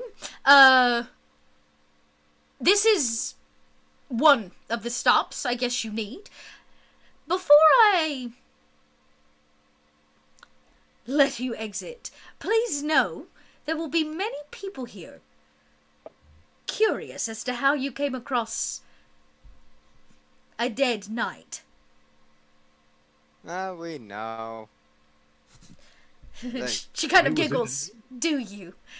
How quaint. When you're done here, you can, in fact, take your other paperwork back down to the 15th floor for notary, and then back up to the 30th floor to actually get your goblin. All right, thank you. And she says, yes. Oh, and then I ask, what for do I need for inquiring about portals and any information? Oh, yes. Well, let's see. I guess they would technically fall under Mystic Enterprises. Yes. She kind of flips through her notebook again and says, well, if you're interested in becoming involved in the hunting and closing of portals, you would want to speak with Mystic Enterprises. As for wanting to simply know more, the corporate library may be a ideal place. Is there a place to spend the night, perhaps? Oh, yes, of course. We offer overnight accommodations for many of our visitors here. That, in fact, is going to be the top floor, where you will find dining. The top floor, excellent. Yes, the top floor, where you'll find dining and accommodations, shopping, a pool. Pub, of course. I love pools. And what about if we then want to leave? Are there slightly more easy ways of travel than slogging through the snow? Not that wasn't delightful. She laughs a little bit and she says, leaving, yes, you can speak to the receptionist upstairs about that when you're ready. Oh, all right. So, shall we then report this death? Get it over with? Have fun, she says, have How fun! about- Mm-hmm. Like, So are we parting ways? Is she just dropping us off? She basically either, based on just the general, interaction you have with her, something has appeared on her clipboard that needs her attention. What that is, you don't know, but she does seem to be dodging all of you, which was not her original intent. Yeah. I mean, afterwards, Rue would probably want to, like, kind of follow behind her. I mean, he doesn't want to, like, split up with everyone, but... Yeah, she seems to be going back down, is where she's headed. But she doesn't seem to, like, be forcing you to leave or stay. She simply opens up the doors. And the doors that lead into Mystic Enterprises, you can see, like, a big sign appears when you open the door. It says Mystic Enterprises. It's a lobby, another lobby, surprise, surprise, corporations, and all the waiting rooms. And it's currently pretty empty, considering. But there's bustling about of the everyday task force or workforce here. Oop. Assuming there's a receptionist for the Mystic Enterprises section. Yeah. Someone. Oops. Rue's gonna say, I don't think we're safe here.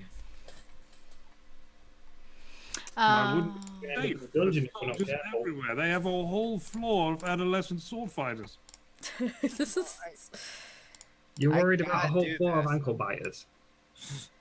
Not them. The things that we haven't seen yet. Like the dungeon, which is where we're probably going to end up if we're not careful. Dungeon? Why? Well, it's the only thing that wasn't on the tour, and it's the only thing we'll get to see in depth, because it's kindness, I think. I No, think I they're mean, a why little would they put us suspicious. in a dungeon? That doesn't make any sense. We're just here to report one of their people drank themselves to death, and then we'll be on our way. I think they might have thought we had something to do with it. Yeah. Me, an elven noble, resort to common murder? Never. In him, he'd be exploded in some sort of magical... You know, I don't even know. I don't kill people very often. But you have. Very often? Yes, it's quite rare. When was the Sounds like last you've done time? it before. I think there was like a bandit. I think I helped out a little. And you're you not. think you helped out a little. Did he fall over onto his sword? Did you know he fought on a cliff? No, well, he did fell on his sword after I killed him. So you I did think kill it was him. more coincidence than anything else. So totally not your fault. I'm completely blameless. I mean, he was a bandit attacking me. At least I presume he was a bandit. He Have had we got like a little paperwork for the... covering his mouth, and I'm told that's what bandits look like. So he could have just been a farmer in the cold. He didn't have any farming implements, unless a sword is now, used for farming, is it? Can be, I suppose. Probably not good for it though.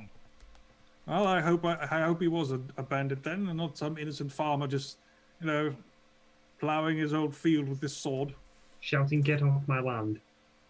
Going. For your money or your life. Double-bladed sword. I hope he wasn't wearing green or an elf. I would never kill an elf. That's such a waste. Such a waste. What about half elf? Half elves. I have an uncle that's working on a cure for that. I could give you his number. Hmm? Any interest? Maybe later. All right. Shall we go get this letter in and then find our trip in the dungeon, which is probably how this is going to go? Yeah. We know we were going down to the dungeon, so let's go on down. Well, it might be a bit early for the dungeon. I mean, I usually wait till evening, but okay. Well, how about you guys get a head start towards the dungeon and allow me to do the adoptions real quick. Then can we have the Would paperwork? you rather adopt, if you guys are correct, and I really don't think you are, and you're going to get locked in a dungeon for all eternity, you really think you want to adopt the baby first? Shouldn't you leave the baby to get adopted by someone who isn't a convicted felon? Well, I'd rather not have any other people gain the baby first. So Well, they're perfectly lovely people, like me or Rue there. I will take my chances. No, it's up to you what you do with your vampire goblin. So, about this time, you guys have basically been standing inside of a lobby. It's your conversation. It's just you. There's nobody else here. The desk seemed empty up until this point, where you hear the click, click, click, click, click of a little halfling, younger than the woman that was on the elevator, comes in. She has well done hair. She also carries a clipboard, because doesn't everybody in a corporation? And she seems surprised that you're all here. Oh, like, can I help you? Portals. Portals and A letter. letter. Deaf and really like a goblin baby for some reason. I don't. She seems like really confused. What are we on anyway? I lost track. She tips her head, kind of like a confused dog, and she says, I mean, I guess I could get you in with like a customer service rep or something if you want to talk to someone. Do you That would work be good. here? Would that be good? Well, I'm here for official religious reasons, so. Oh, okay. And you want portals? I mean, there's the guy that's like in charge of the portals. Where is he at the moment? Probably at his desk. I was more thinking of where that desk might be from here, so I can get there. She's like, yeah, okay. And she like sets her fresh coffee down. That's clearly where she was at. And she says, I mean, come on. And she kind of like ushers all of you to follow her. And she leads you down a series of hallways, through cubicles, finally to the door of, to a like closed door. Has a name tag on it, and it says Portal Agency on it. And she raps on the door, and it squeaks open. And she says, Mr. Vandermeyer, you have some people here about portals? And you hear the gruff voice, I didn't have an appointment. I know, they just kind of like showed up. I stick my head around the corner. There's a gruff person sitting behind a desk. It's a well-kept office, very clean. It's probably got some kind of motivational poster on the wall. And he kind of stares at you and he says, do you want to know about portals? No, I know a considerable amount about portals already. I hunt down portals, and those who either open them or try and use them for, let's say, nefarious reasons. Oh, you're looking for a job. At the moment, a job's always good, but more at the moment chasing down a particular individual I who's see. been rather naughty with portals, putting it mildly. He kind of laughs a little bit, and he says, I guess you better come in, and your friends. I also Some love of the others it. are going, you don't want to. Such a convenient way to travel. Rue wants to look to see if the tiefling has a tattoo, or if he's able to see. Yeah, sure. Roll a perception. Come on. Come here, better. Oh, so great. At quick glance, no. It's just difficult to see because it looks like probably the back of the neck is the location where the brand actually is put. So it just from your current perspective, neither the secretary nor the man in this office can you tell whether or not they have tattoos.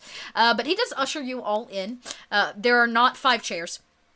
But there are a couple chairs.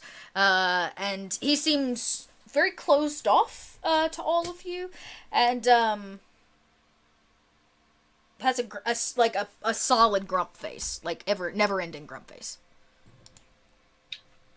Put them back against the wall. Stand back. Someone else take a chair.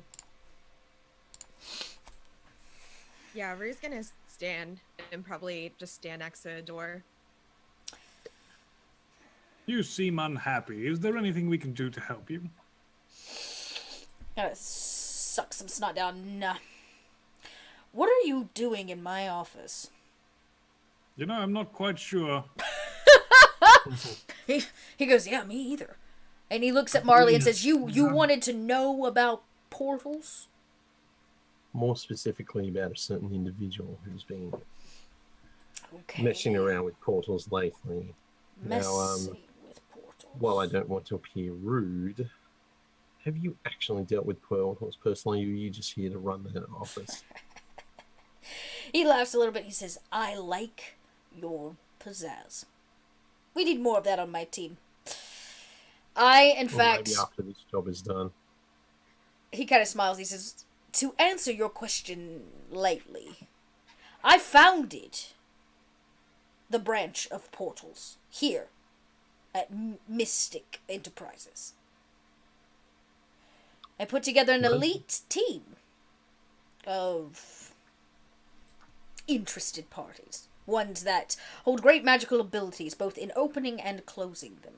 We deal specifically in contracts, portals, ones that have gone awry, tears, rifts that have sprung up. Sometimes just a noble. He kind of looks at Tover, even in his even in it, and he says, nobles who need quick ways out, doors open, corporate installations. He kind of laughs heartily to himself, knowing that probably the door that you found this place, the one in the side that they probably managed and installed. And he said, so we do a lot of things, and I have a very qualified group of employees. Is there one in particular? Can I do an inside check? Sure, absolutely. Yeah, roll that insight. Anybody else want to see if he's telling the truth or lying? Sure. Okay. Oh, never mind. That's A pretty. 19. Oh, dang. Okay. He seems to be telling you the truth. Like, the way he's speaking, the way he makes eye contact. He doesn't seem to be lying about the fact that they are the portal side of Mystic Enterprises. That they do all of the things he's saying. His team, on the other hand, that part seems a smidge fishy. There was something about the way that he said a very qualified team. That makes you think maybe they're not as qualified as you think. When was the last time your team actually went out in the field? When was the That last is- time you actually came back? That's a big one. I prefer that one. A questionable group. I see. Well, he kind of coughs on his coffee a little bit, and he says, I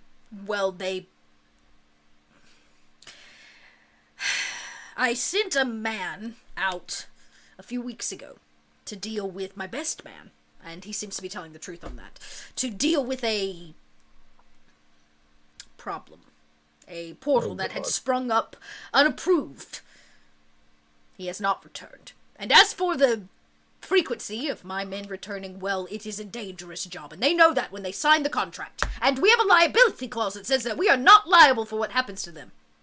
I immediately describe the guy that died to him and say, is that the bloke? He drank himself to death. We don't know that. The guy's It's jaw a drops likely- open. He goes, It's a likely cause. I checked them out. Fair enough. okay. But, Well, yes. I did send Maybe. a man out by that description a few weeks ago to deal with this problem. Though it seems odd that he would have drank himself to death, considering the fact he's sober. Well, he wasn't when we found him. Holding him up. And dead. yes. We'll go look over to Probably Lena. yours. You still in the room with us? Who? Sent off. Wait, what? Yeah, he's still in the room with you guys. You had the letter he had within the party. Yeah, I hand over the letter to the guy. Oh, interesting. He, takes it and flips it open and tries to look at it from, behind, so you guys can't see his face as he reads through it. And he does read it cover to cover. Takes him a couple minutes. He says, as I feared. Yes, it's your man. It is my man. Then you Though- have my condolences. Thank you, sir. It's very, very kind of you. It's fine, though. We will find a replacement. HR is already on it. But I do find it interesting. He completed his report thoroughly. Here he talks about the portal being closed. He talks about the strange creatures he met along the way, where he stayed. Oh, pretty woman. But I don't see anywhere in here where he talks about dying. Well, he wouldn't write that down, would he? He'd be dead, and thus incapable. He was like, and then he He goes, would write down about you dying? these are all Someone good else writes about you dying. questions. You don't write about yourself when you die. He's not dying. He looks fine. Okay, so say I believe you. This he kind of peers over you now from both his mustache and the glare in his eyes, and he says, so you're telling me you retrieved confidential, classified paperwork of a classified individual working for my branch of this organization. He talked about his successes, his completion of the project. Didn't get this notarized, and then you found him dead. I guess so. Pretty much. Yeah. Well, I am not new to the world of adventuring. It seems odd. Are you sure you all did not kill him? I don't remember it. May I I think I do will. a persuasion check? To, Yeah, you want to persuade him to do something? I persuade him that like You I did- did. Yeah, like I thoroughly Okay, medically yeah. checked him. Yeah, go ahead. Roll the persuasion. Okay. How do you persuade him? Like I was like, I may not be the best, but I live at a temple. I help heal young children and adults if they're sick and injured. And to be honest, none of his vitals were active. Like he was completely dead when. What was cause of death? I presume alcohol poisoning Interesting. or alcohol, because it seems like he went through a lot of PTSD or something, and he just while he was working, his body malfunctioned and just died. It was interesting. I believe you. Though it all seems a bit fishy. The dwarf who runs that tavern makes her own alcohol, so you never know how that could go. She didn't seem all that sanitary. You know, I don't Possible. like Rue spread just wants rumors to about like her, get but close enough. Yeah, you like. I'm sure he kind of keeps talking. He says, "Okay." Yeah. He goes, "Okay." Already name dropped like a couple of times. And Yeah. He's just like, oh god. Yeah. Okay. He says, yeah. "All right. You lot seem odd and probably incapable of actually killing my man. Wait a I second. don't take offense to that. I'm perfectly capable. Oh. I didn't I kick him in the leg. have no motive. He goes, "I'm sure you are, sir, and you may have a chance today to prove yourself. But I have a thought." Right, bus driving over dwarf. He says, "Wait a second," and he reaches in his drawer and pulls out this kind of monocle piece that he like puts to his eye, this glass piece, and he opens the letters again. And he goes, "Oh my, I see." And it gathers the letters and stacks them and tucks them in a drawer. I regret to inform you that my man took his own life. Oh. Okay. Yes. Well, that was a possibility He I goes, didn't think of. being an agent of the Mystic Enterprises, we equip all of our agents with countermeasures in case things go awry. You think he was in danger of being taken for information? I believe that he believes that. And he smiles, and you watch as he takes a giant stamp and, like, stamps this square for notary on the final paperwork. And he says, Looks fun. Can I have a go? Sure. And he kind of like passes the stamp off, but he keeps the paperwork, and you watch him Look, file everyone, it. I'm doing manual labor. Oh my god. And it makes a strange noise, almost like this innate magical noise of the thud of the stamp. Oh, there's magic involved. How fun. And he says, please don't, that is an official stamp, you can't just notarize anything. I understand. I don't understand. Is the desk like full of papers? Is it like?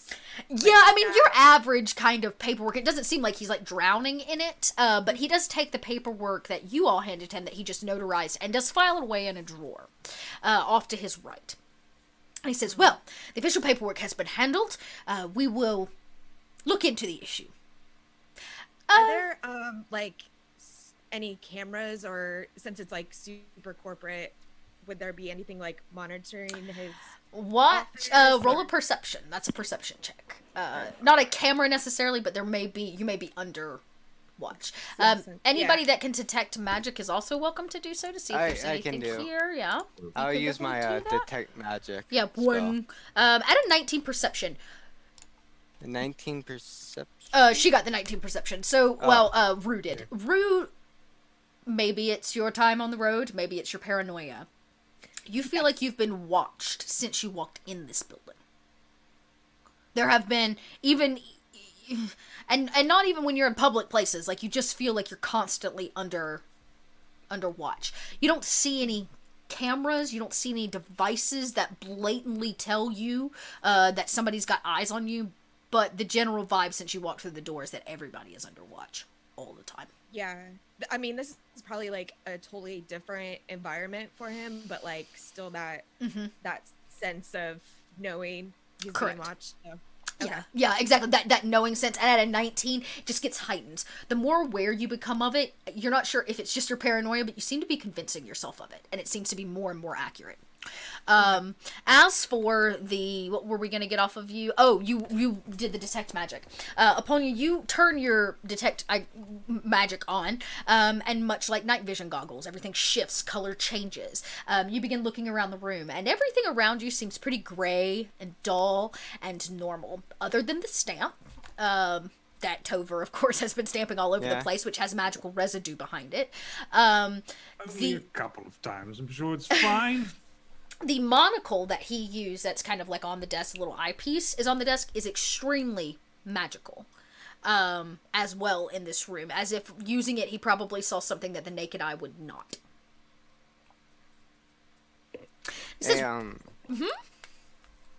I quickly I ask, what is the magical enchantment on that monocle? Well, the long and short of it is that it allows you to see hidden things. We'll leave it at that. And he says, and I must say, I appreciate all 5 of you coming to me with this information. My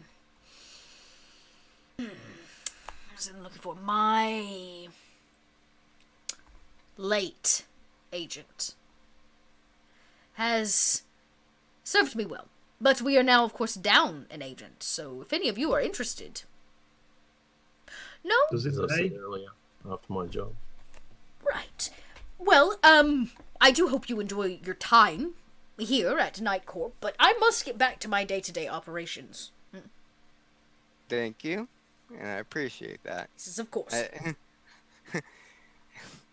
Don't want to cause any more trouble in there. And he says, please, there's no need to go back out the front. If you would like to go left out of the office, there is a coffee station. Please help yourself to any Oh, refreshments. it's been ages since I had a good cup. Yeah, he's like, please, enjoy some refreshments and, good luck. As we're leaving, I want to try and nick the stamp.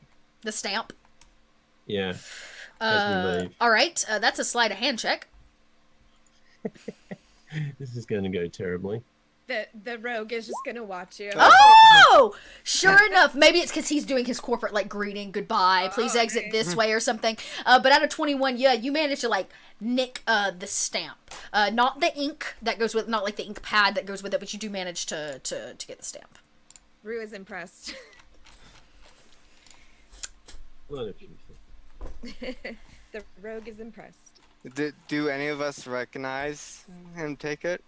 Out of 21, unless somebody you want to roll a perception, probably not. It's real smooth, like just in the act of walking out the door. And you guys too. You see, you can go back in the way, or you can see where he kind of pointed to. There seems to be a room, kind of at the end. Seems to be an open space, and the smell of a fresh, hot cup of joe, meets your nostrils, along with probably other refreshments as well. And you can see there's also a marked doorway that says exit. So we walk out of like his Office back into like the hallway with the other doors and offices and things. Yeah, I have a bad feeling that going the good smelling way might not be the best way. But that's what the coffee is. I don't know if you've ever had it, but it's the hallmark of civilization. Had coffee. All right. It's worth If it. you guys want to go. Yeah, if we go that way, Rue would kind of like stay a little behind and try to listen in to see if he continues any conversation or like. Yeah, you kind of put your ear to the door. You hear the ruffling of papers. He kind of mutters to himself. He doesn't seem to be leaving or trying to sneak out or buy you guys or anything. He does seem to go back to whatever work he was doing. But he does begin vigorously filling out paperwork. Like, you watch him, like, pull a file, and he starts, like, writing and completing probably another corporate form for the death of an agent. Yeah, he was specifically, like, just listening to see if, or to hear if he, like, picked up the phone or, like... Oh, yeah, no, it doesn't look like it. He does, right, yeah, I see you guys out, and then when he's done, he kind of clicks the door. But no, it doesn't seem like he's talking to anyone. Is the assistant person still there near us, or is she wandered off? The intern is, like, brewing fresh coffee in the back. I'll quietly slip the stamp to a pony and just say, did you need something notarized? Thank you. I just take it, and I'd look around to see if there's any ink. Oh wait, no, I have ink. Ah, And I use the ink from my Sage background. nice. And just dab the thing in and just. Yep. And you mark a notary stamp right there in the official box on your adoption forms, which does put you a big old step ahead. Now, so as you guys continue to I'm guessing to this coffee little nook, there are a few two-person tables, little tables and chairs, some refreshments, and the intern is back there, dumping an old pot, kind of making a new one. And she's like, if you want some coffee, that one. And she, like, walks out, carrying, like, an empty coffee urn that she's got to go fill. And I thought it'd be her job to fill the coffee, but I guess I could do it myself. It's got a Let's see. spigot on it. It's, like, self-serve spout. I love that so much. Yeah, you guys are left standing alone in this little room. She kind of closes the door behind her. Click. Can I pour anyone else a cup? Is there any tea and biscuits? I'm sure there are plenty of biscuits and just some general hot water. I love a coffee. I want to make a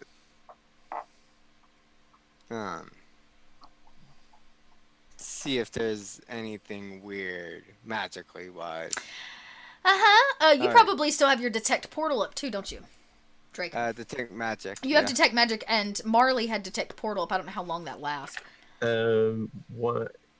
It's as an action, so I would presume that just the moment. Okay. Yeah. So that's not up anymore. Yeah, with your detect magic, when you stepped into this room, nothing in here was magical. Okay. When so, she closed that door, the whole place is... It's like it snaps on. It almost blinds you, the light. Oh.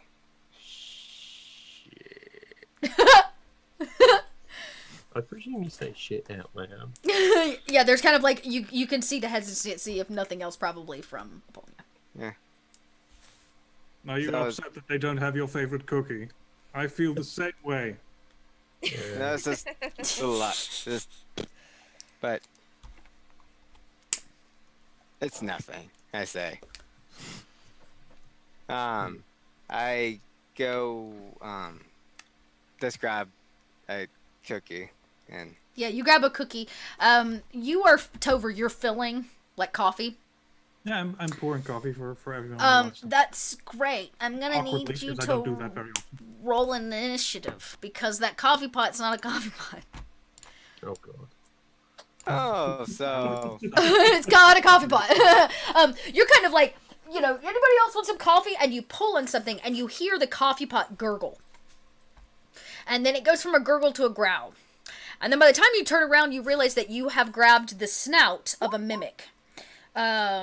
And the coffee pot is very, very angry. So let's get initiatives from both coffee pot. Heyo! Heyo, coffee pot with a wow! Okay, so in order here. Quick toss that out. So, Tover at an 11.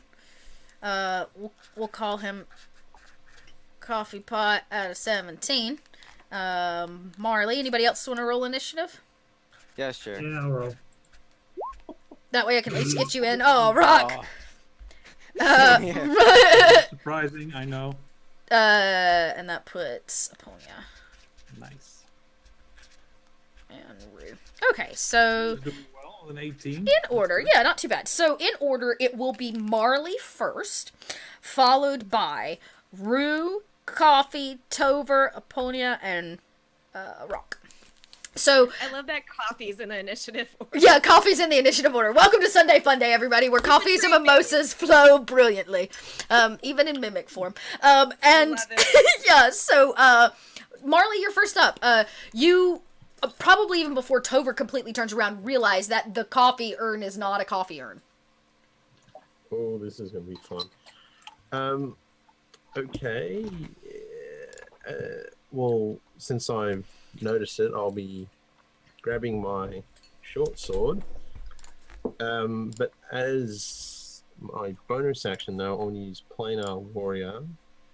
Okay. So if I hit it, if I hit it, I'll say what happened. All right, great, yeah. And I go to attack it. All right, so you step up, and Not curious at all that it could potentially be friendly. Just it's like nope. You don't have to talk to the coffee pot mimic. Just attack. Yeah, so you give it a nice attack on the to this pot. So go ahead and roll that up for me. Oh god, how do I do this again? Where is it? Well, it's definitely not the friendly little toaster now. Not a friendly toaster now. Is that the right one? That's the right one. That short sword. At a 16, that does in fact hit the coffee mimic. So all you need to do is click short sword there in chat. It'll roll the damage for you. Well, since I've hit it, all damage dealt by the attack becomes force damage, Oh. and the creature takes an extra 1d8 force damage from the attack. Woo! All right, so go ahead and roll the base damage first by just clicking short sword, and then we can roll the d8 to add the additional. Nice. Yep. Beautimus. Yeah, you ting away at this coffee mimic? I have to figure out a name for that. So go ahead and roll another d8. Okay. And let's get the additional called damage. coffee. I was gonna make a joke, but I didn't know if it was. Oh, hot dog, max force damage on that. Okay, beautiful. Yeah, you watch when you hit this kind of metal urn that everything's brewing in. It is definitely hot. It steams from the top. You're not sure if it's the coffee or how angry the mimic is that you hit it. Rue. Oh. Yeah, seeing this trying to just grab his dagger and do a little like twirl and then stabby stab. Yeah, I love it. Mimic. Oh! Critical damage. So do I roll another D6? It rolled it for you, I believe. But usually okay. what I did, okay, so it's a D4, right? So 2D4, but I usually take max on a crit. That's just the way I do it. So you would actually take another full 6 points of Awesome. or a I D4, never so had a 4. crit on a roll 20. So. Oh, yeah, cool. Oh, cool. Okay. So, basically, for those of you that are seeing, like, her double roll, you can set it up where it rolls 2 dice at one time always. The first one's the initial roll. If you roll with advantage, you can take the second one. In this case, you got a crit damage, which usually means just roll the same damage die again. Because I like to do lots of damage, I usually let them take the max amount of that additional die. So, in this case, it would be 10, because it was a D4. Yay. So, nice. 10 points of damage as the rogue also whips around, smacks the, our lovely little coffee mimic. He didn't do anything to you. He's just trying to brew some coffee. It is now the coffee's turn. It does not like any of this at all. So, yeah, it does not like this at all. It is... it's going to make a bite attack on Tover, who was pouring from it. To start. Yes, to start. Does a 24 hit? Of course. 1d8. Not even wearing any armor. 1d8 plus an additional 3. So it does not like you pouring from it, or your friends hitting it, and it does 10 points of full damage, so 7 and another 3, in a bite, and it kind of nips at your hand, causing you to spill the coffee that you've poured everywhere. My coffee in my hand. It's a comet. I love that. Alright, next up. Puts us, actually, it's Tover, it's your turn. It, like, nips you, like an angry dog. I'll show you. You're supposed to serve me. Shocking grass. Considering it's touching me, I think it is touching you. Doable. That is a hit. Yeah. Nice. 7 points of damage. It doesn't like that. Something... Grappling? Yeah, it is technically, because you're in contact with one another, considered grappled. Alright. Well, I guess I'm stuck there. Yeah, so you kind of, you guys have this, he like bites you and you like, shock it. Something about the shock does not, it heats the coffee again, but it doesn't do anything good for the mimic itself. Coffee still steams out of its head as it writhes in anger from that. Aponia. How close is the mimic? Oh, this room's roughly? probably not bigger than 15 by 15, so you'd be able to get to it in no so time. I will use Couple feet. charge. Yeah, you could, what does charge give? It just gives you an additional... Yeah, like if character moves at least 30 feet towards target and then hits with the melee. Oh, on the you're same not 30 turn. feet away. The room is only 15. You're about 5. So you Yeah, won't be able to so- do I was about to say, you won't be able to make a full charge. It's just not a full 30 feet. Ah. Mm-hmm. Then I will just use guiding bolt. Great. Yeah, guiding bolt. That's a good one. Good choice. Hit. Nailed it. Then You can just, click that guiding bolt right there in chat. It should roll it up for you. wait, cast at level. Yeah, level 1. Awesome. 14. Wow, 14 points. Radiant light fills the space.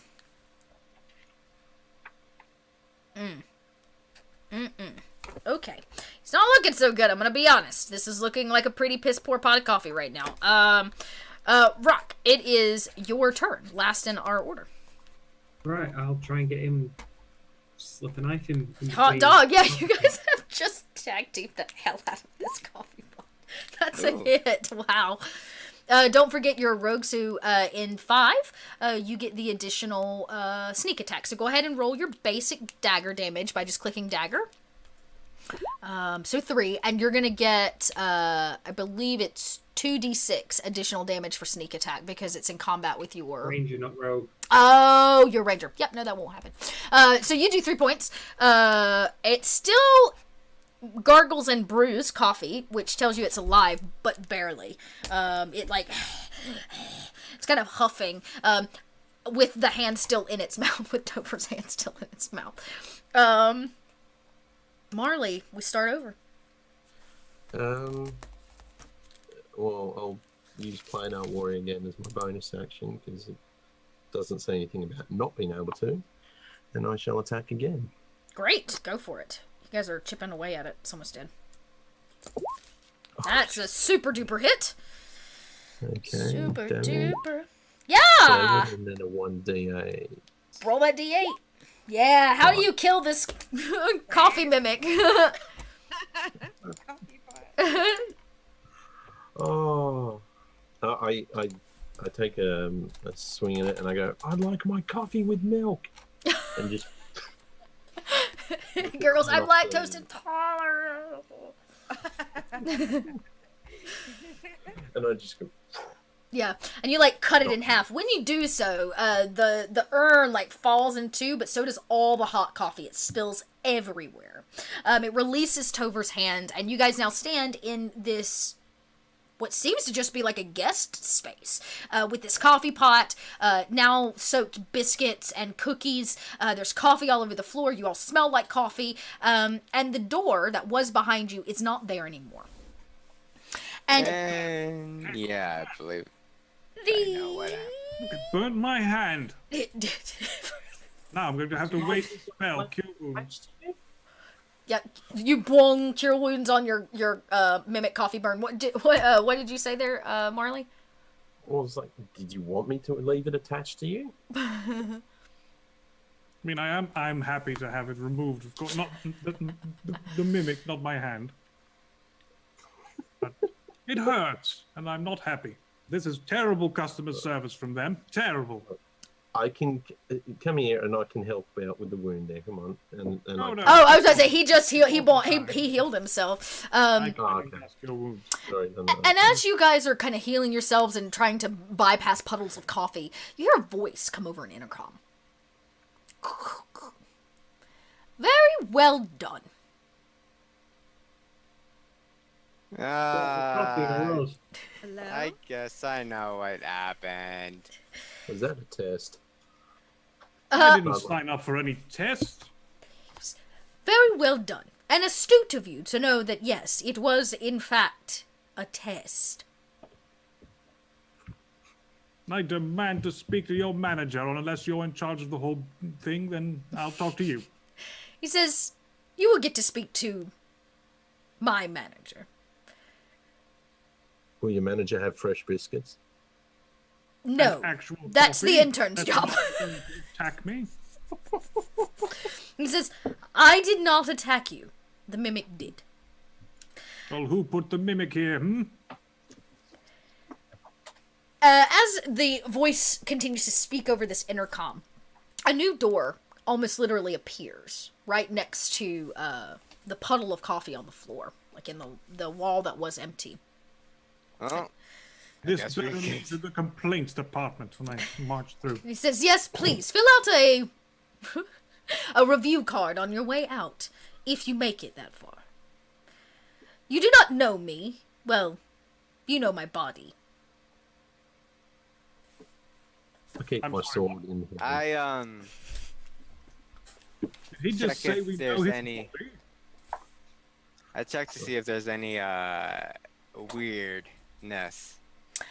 Like, Weirdness. Well, in terms of magic, the door is extremely magical. Yeah. It seems to be another portal leading somewhere else, and is the only exit out of this room. Once the mimic is dead, the coffee itself is really no longer magical. It's not being held by the magical entity. So the things in this room that were super duper magical now have kind of begun to dissipate. Some things are, some things are not. But the voice kind of continues, and he says, yes, my body. The one you burned with that dwarf. Oh, okay. Well, you were Hey. dead. I checked your vitals. You were gone. Like, literally, there was nothing in there. Like, If you didn't want to you be were burned, classified as dead. I love that the reasoning here is like, this is your fault. We only burned your body because you were dead. Don't blame us. I'm not blaming it on him. I'm just blaming, like, I know what I felt and tested. Like, you... He says, yes, you did. I was being... By the way, I'm awful curious. Did they in fact eat your body when we left? I do not know. I thought they were roasting marshmallows. That seemed to be like the preamble to something a little more extravagant. The appetizer. Not that I know of, but if they wanted to eat me, I guess they could. Anyways, like cough coughs. Thank you out there. Thanks, all love from all you new followers. And he says, so just to, where was I? Right. They may eat my body, and that is okay. I have given up my mortal form for something much more important. What, being our Anakin Skywalker or something? He kind of giggles. He says, I do not know this Anakin of Skywalker, but I do know that we are in need of new recruits. Badly. This is a pretest. I take a step back. So you offed yourself to become a voice in the sky to find new recruitment. Well, Did flyers not come to mind first? I offed Did myself. posters on walls not come to mind first? Did we pay not come to mind first? He goes, well, I technically offed myself because I was being followed. And tracked. By who? By one of your own. One of us. Uh-oh. I say that really quietly, though. My cover was blown, and as part of my contract, my mortal form is secondary to what they do with my consciousness when I am done. Well, all I'm here is for, adoption, so... You know you're on the wrong floor, right? Yeah, I know. I forget I was painting. I heard from a certain person that it's bad to not be a part of a group. So. Interesting. I always worked alone. But I do like that mentality. So, you have a choice, kind of. Through this door, you will be put through a series of trials, tests, to see if you qualify for our training program. If you do not, you will be delivered back to the frozen wasteland. Actually, you'll be delivered directly to the gift shop. where most people unqualified for training go. I mean, I already have everything, but perhaps they have new stuff. You never know. These things rotate. Oh, They have stationery. I mean, I kind of need to get going to adopt, so feel free to teleport me out. He goes, oh, no. You actually do this. He says, we learned of your adorable adoption when you first came through the door. We have decided to keep your goblinette. Your little goblin? Your little gob? Goblin. Your little gob. Yeah. We've decided to keep your wee gob, as leverage to assure that you complete this. Okay, but I'm not accepting the job. Of course you're not. Yeah.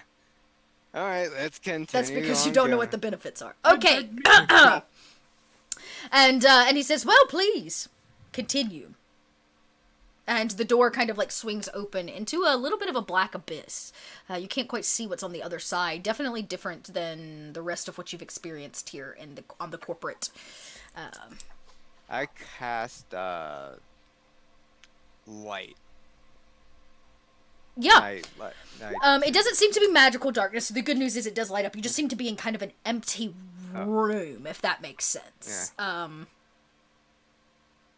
Yeah. Does this lead to the gift shop? I'm so confused. When the light comes on, what object did you cast it on yourself?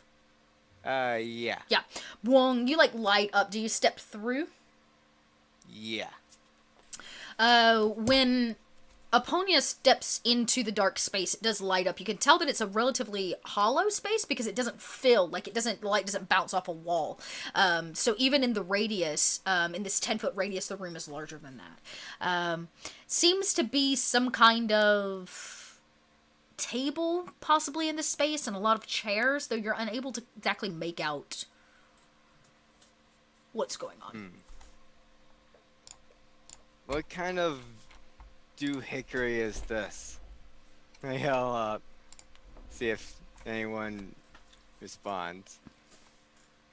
I don't see an actual exit, so I might as well go with you. All right, let's see if that's a mimic. Firebolt.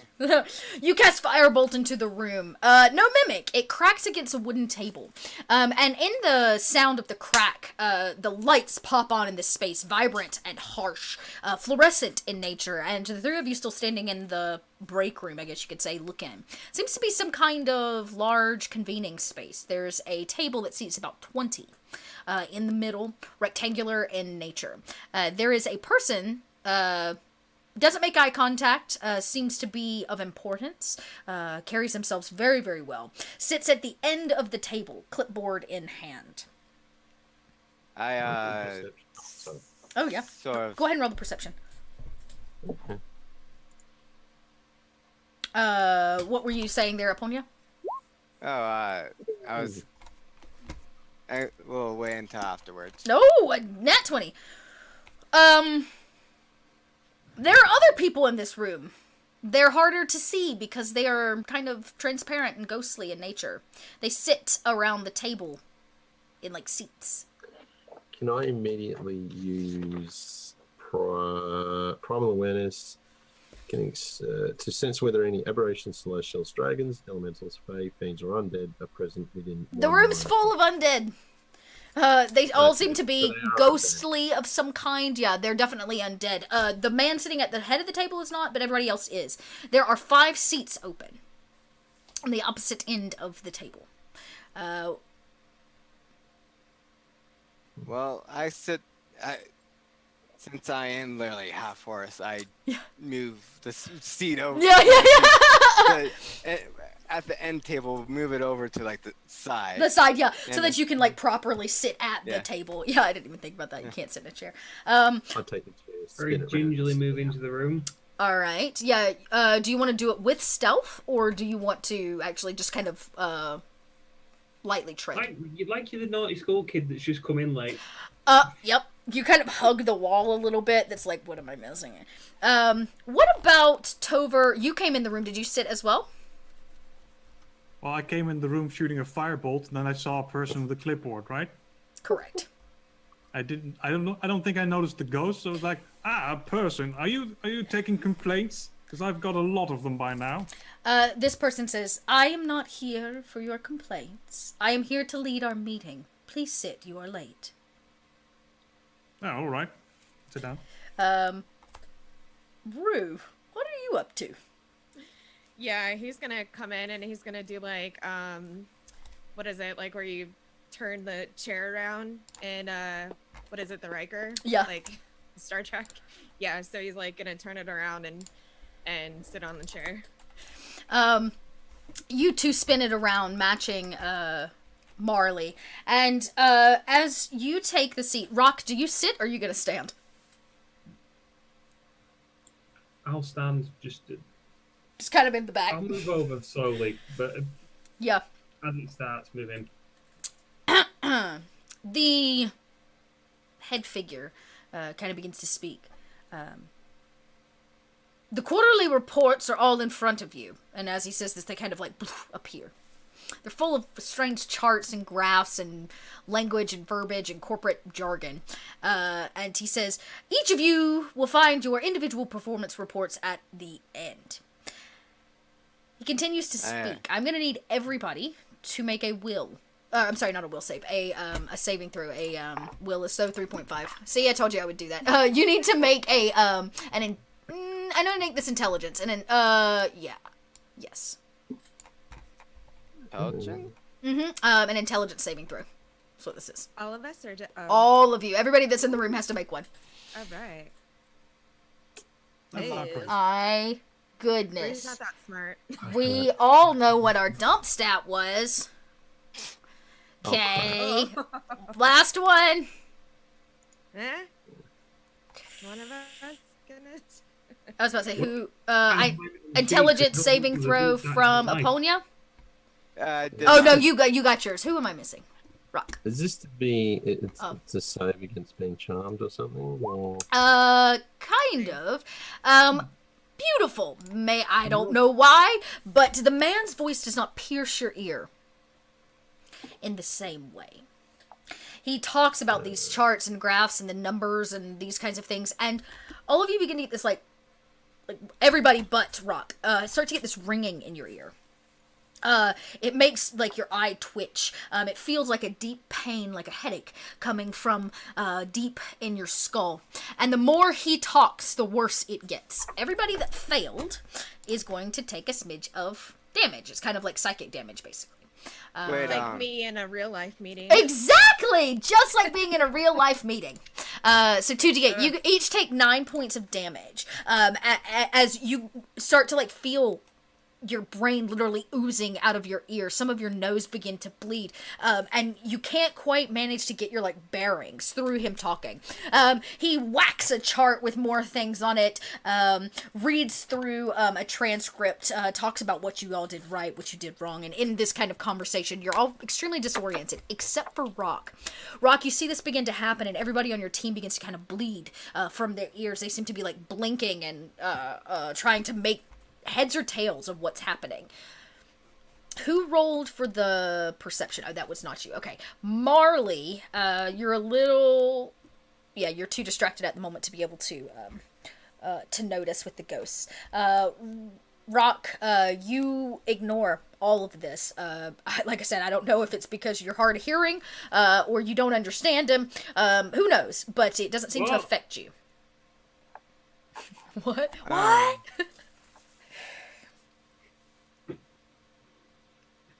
I'm gonna look around the table. Can I tell that they're just zombied?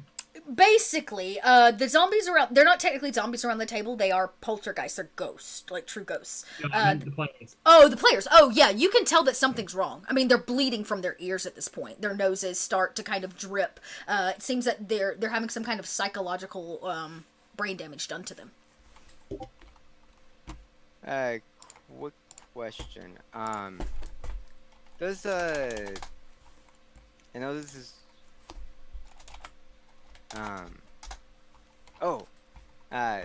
may I use enhance ability on myself? I have a Sure. quill that I can use. A quill? I'll use it on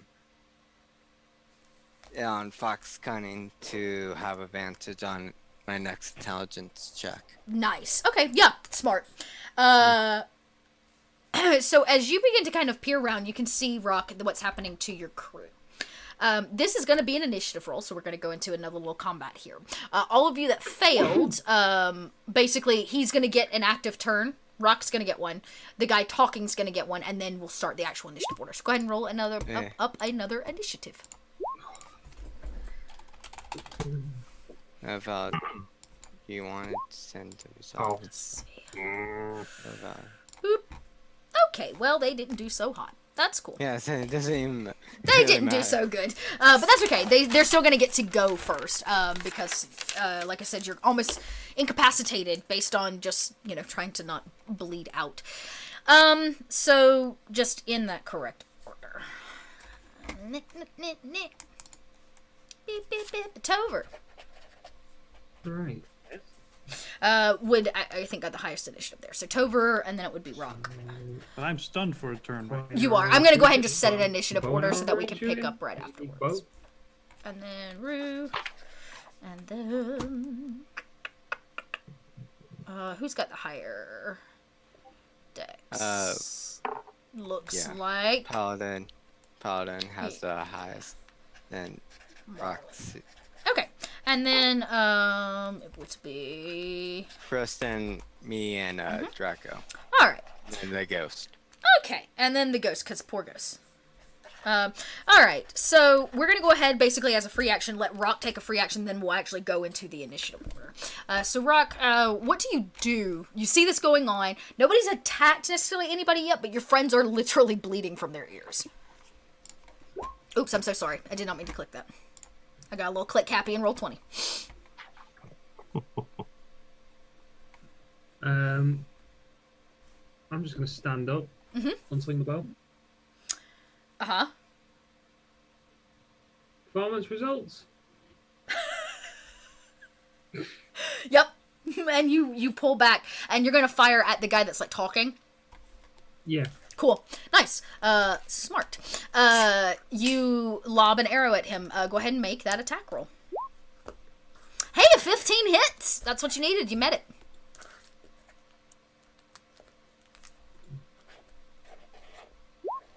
Beautiful. All right. He once again begins to speak, continuing to go through the notes. That is nice damage. 5. You watch the arrow like pierce him. He stops when the arrow like tings his chest. He seems very corporeal in comparison to the other creatures in the room. And he does like begin to bleed, though he does not stop talking. He just keeps going. Because it keeps going, even after the arrow, it like notices and just keeps talking. I need everybody once again in the room to make that intelligence check, that saving throw. So I got advantage for that. So Okay, what so does go. that? So that basically means you roll twice and take the higher dice number. I just need to check though. Is So- this? Sorry, The 21, you failed. You passed. I'm sorry. Go ahead, Draco. I was just say, is this check against being charmed? He's not charming you. It's psionic damage is what it is. Okay. Yeah, No, he's I doing just- like brain damage to you speaking all of this corporate jargon. So So, good news is, Aponia, this time around, you're able to shake it, whatever it is, free. Oh, no. And once again, all of you that fail, but you needed to roll a 15. Nope, only one of you, with that advantage, which was smart. And I know we didn't get a roll from PH, but we'll get that when he gets back. So 12 points of damage to everybody that is, so that would be Rock this time around. Yep. All right. It keeps talking, a lot. And So, this will put us in initiative order. With, I believe, Tover at the top, which it looks like he got up, so we'll come back to Tover. We're just going to move right along. Rock, it is your turn.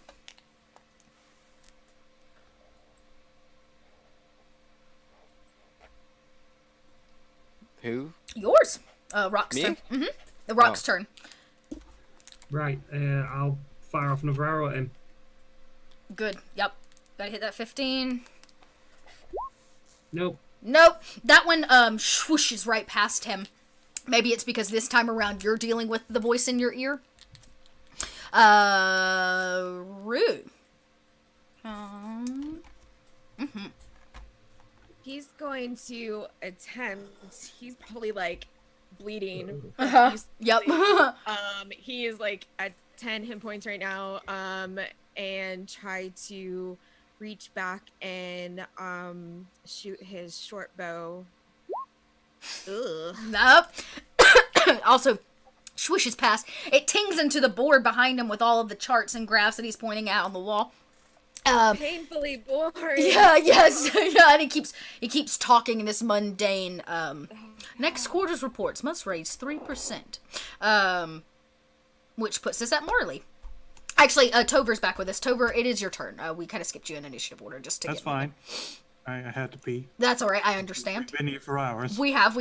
And we're actually rounding out here. So, what would you like to do, Tover?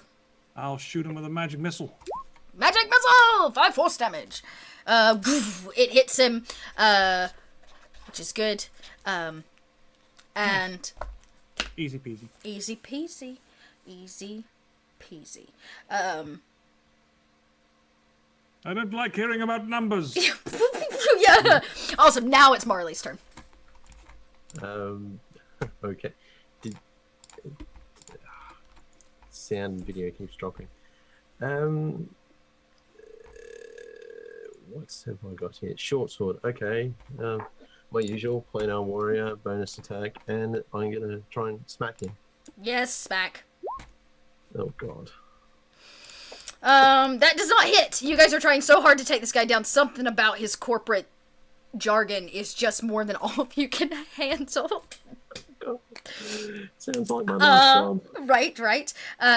Which I think puts us at Ponya.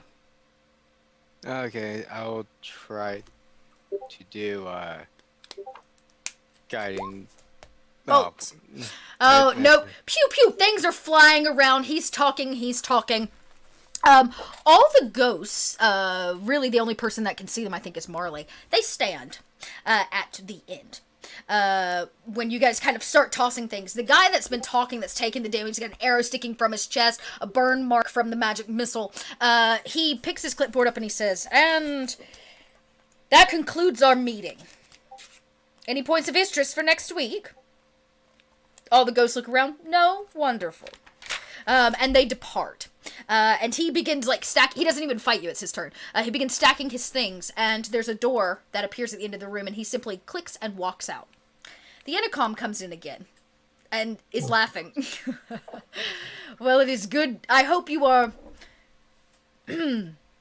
better in combat than you are in a meeting. I better get a biscuit for that. How dare you slander my name? This document says that I am culturally insensitive, and that can't possibly be true. And he says, I would like to see these documents. Are they notarized?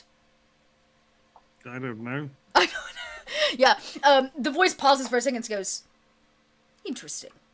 I see that you all are capable of combat. Incapable of intellectual conversation. But how are your patience? And when the door kind of swings open, you see on the other side, it says 30th floor, Lifecom. There's a line of people standing kind of, in rows behind a few different windows.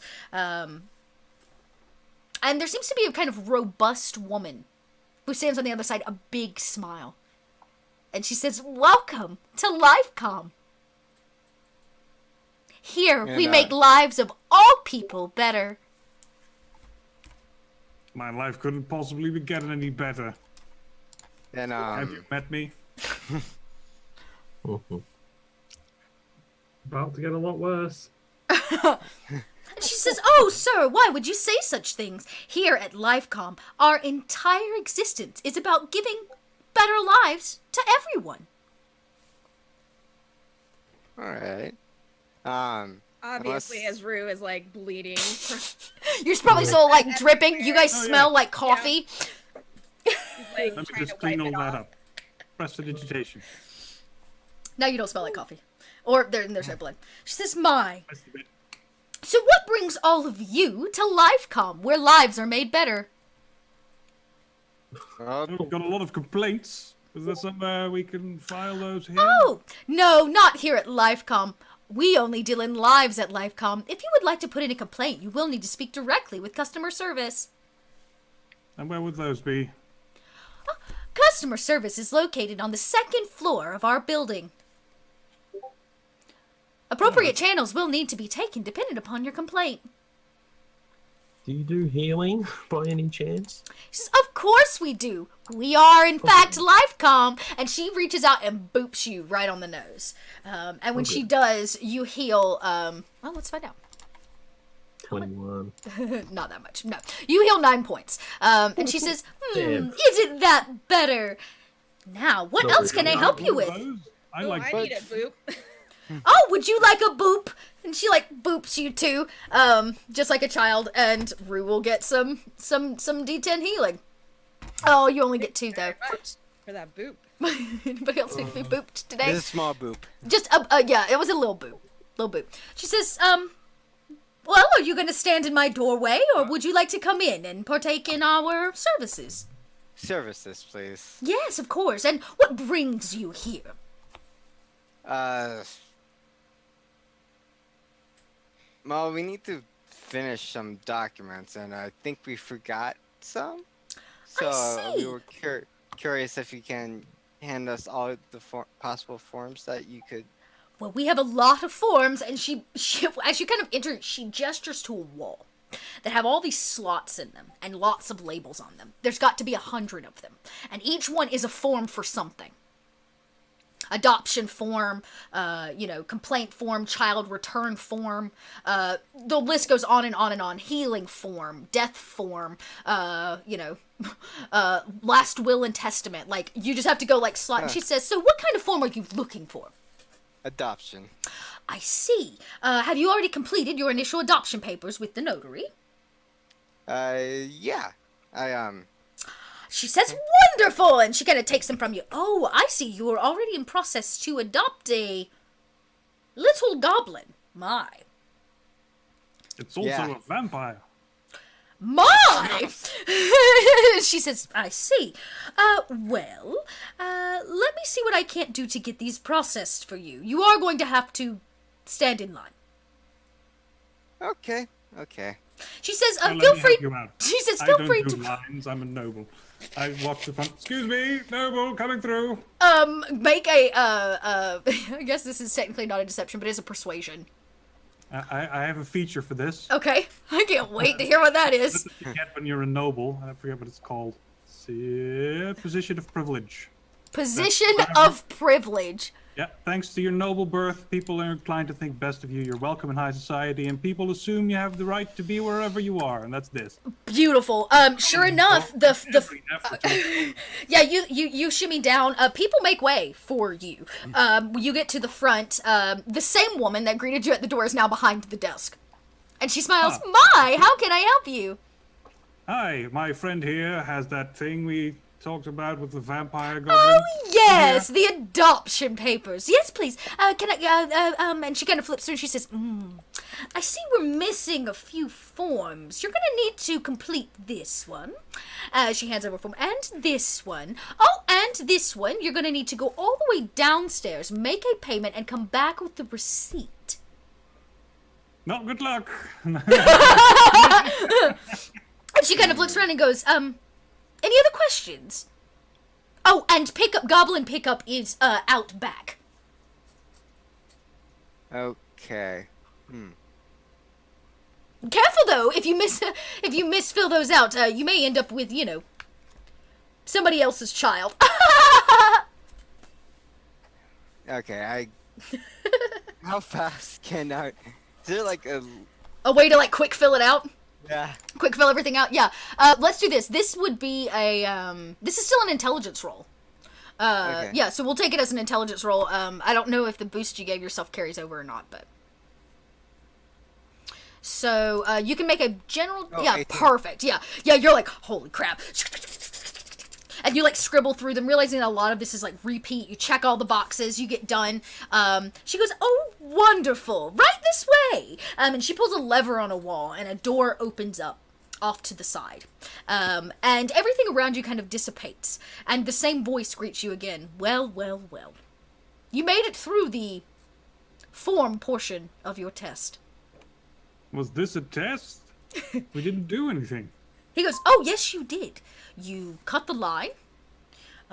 You were cordial to the woman who helped you. You wanted a customer service complaint, but put it in to the wrong person. He's like, I am keeping a tally, in fact, of all of this.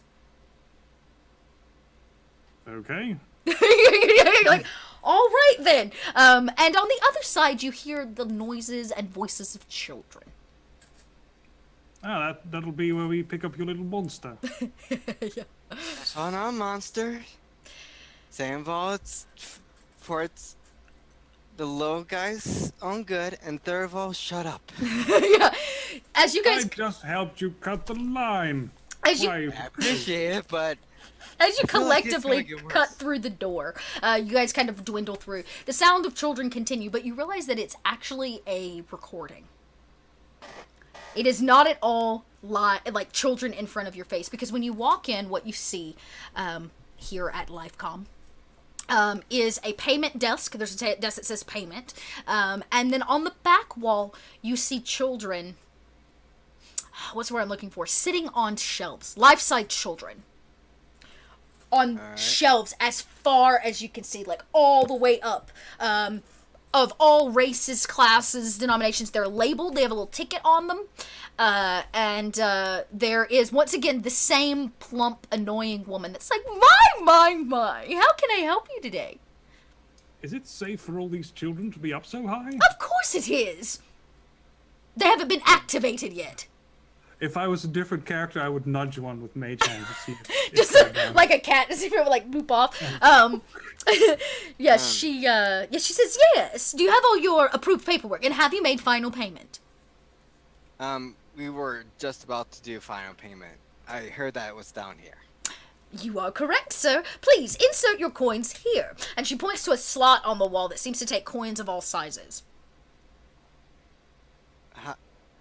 I go up to see how much it would. There are a few happen. buttons beside it. One says like child adoption, one says child return, a few things. Yours is clearly the adoption. And when you press it, next to it, it says 25 gold.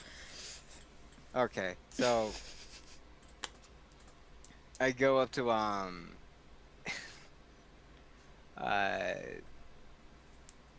everyone and ask this like to spare this a little. Who's got anybody got any gold? I'm sorry, all I have is platinum. Oh, we can change platinum. Yeah, can you break this? We can break that. We can break that platinum. And she like yanks it out of your hand and hands back just a mound of gold in place of the platinum in exchange. Yeah, Okay, so I do the adoption. You slip it all in, and she says, "Wonderful!" and snatches the pages from you and flips through, and she says, "I see here we've got a little goblin with some vampire powers coming to the family."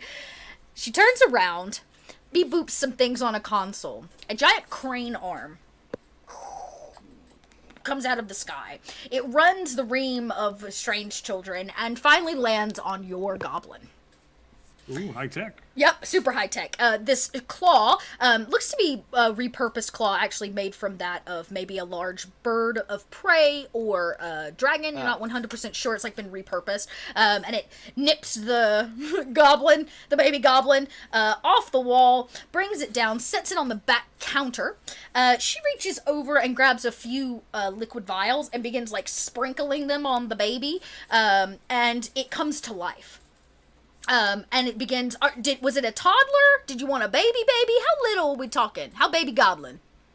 Like tooth, like first tooth. First tooth baby goblin. She goes, "Oh my, this one's been not cooked long enough." And she sprinkles something else on it that ages it forward a little bit. And sure enough, you start to hear the kind of like of a baby goblin. As it comes to life, she diapers it up, turns it around, and hands it off to you. And she says, "Wonderful! Would you like a receipt for that?" No, thank you. Great. Is it only babies you do here? Is it also like dogs, cats? Oh no! The Beast and Animal Center is located on a different floor. We deal specifically in humanoid creatures. Would anyone else like a baby? Do you have your proper paperwork filled out? Oh. It's like, not even a little bit. Raksha's face is killing through me. all that again. We would want to like slow like the Homer Simpson back into the bushes. Right, just like, nope. And she says, Is I there can like give a it back. catalogue I can browse?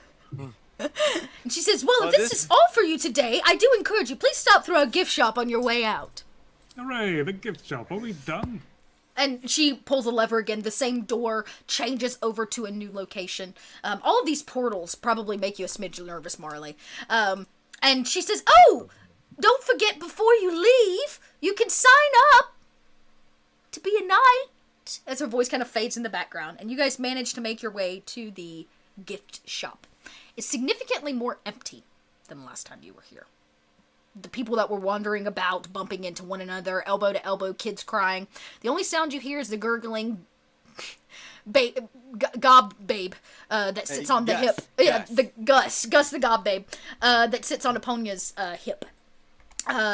There's still all the same merchandise, but the place is relatively empty.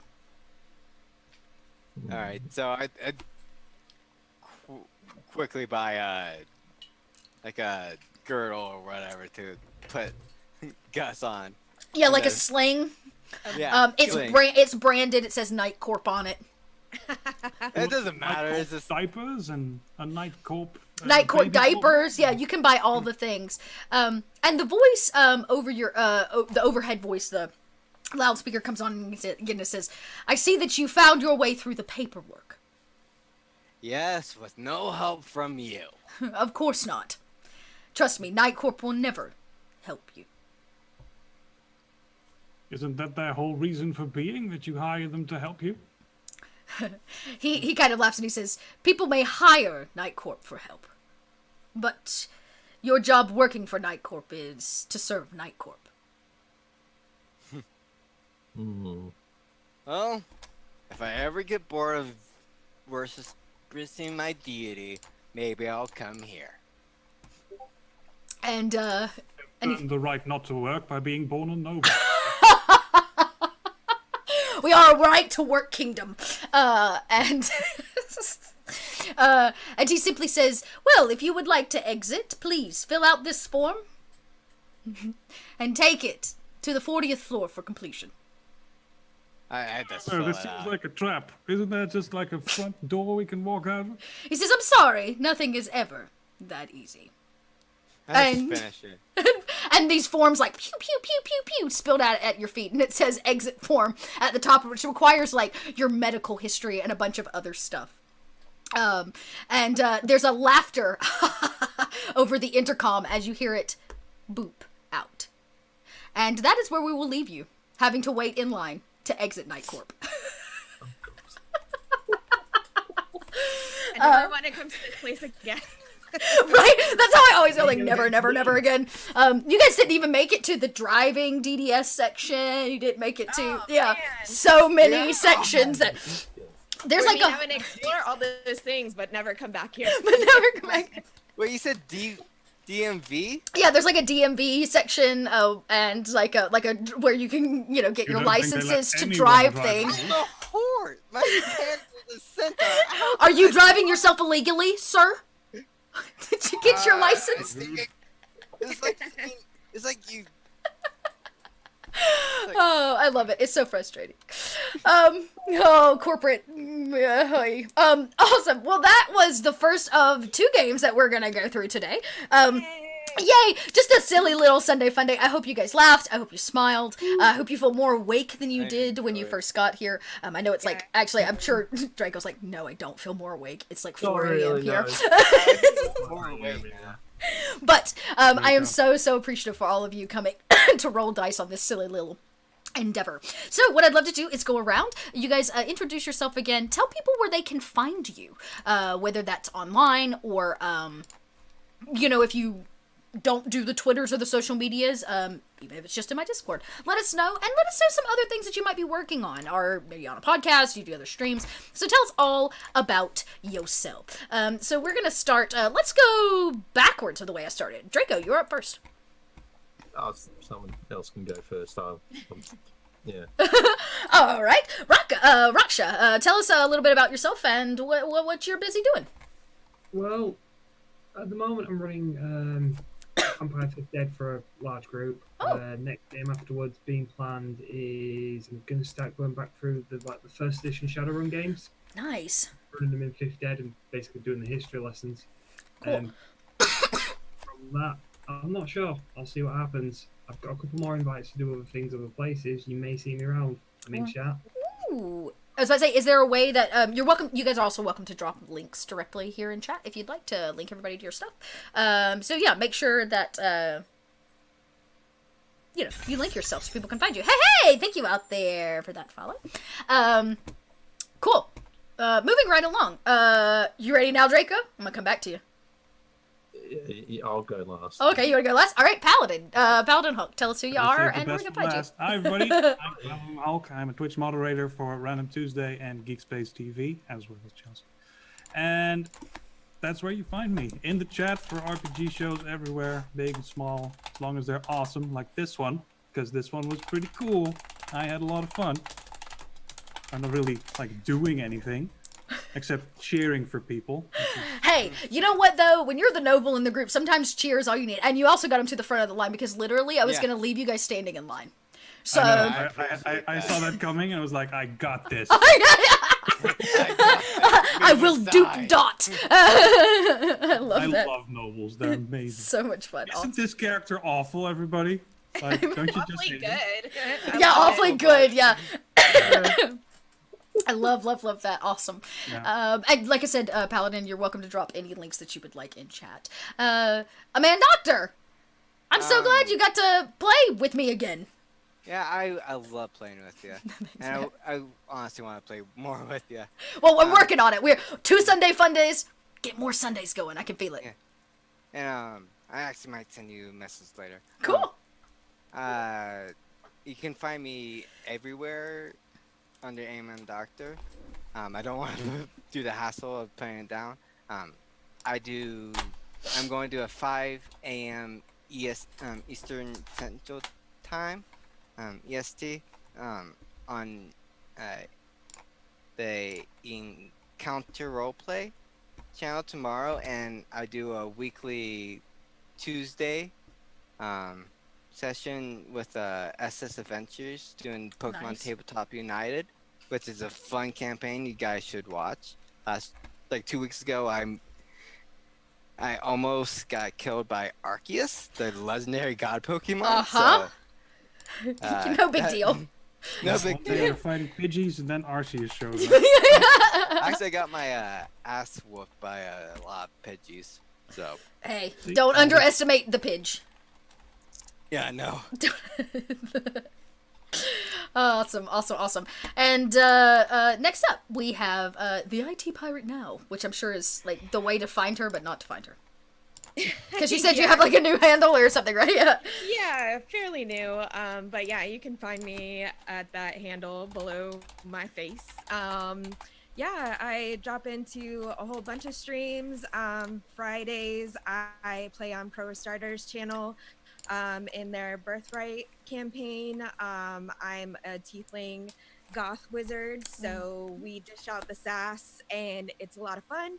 I also have a D&D monster lore podcast, and actually our last episode was on mimics, so I just love them.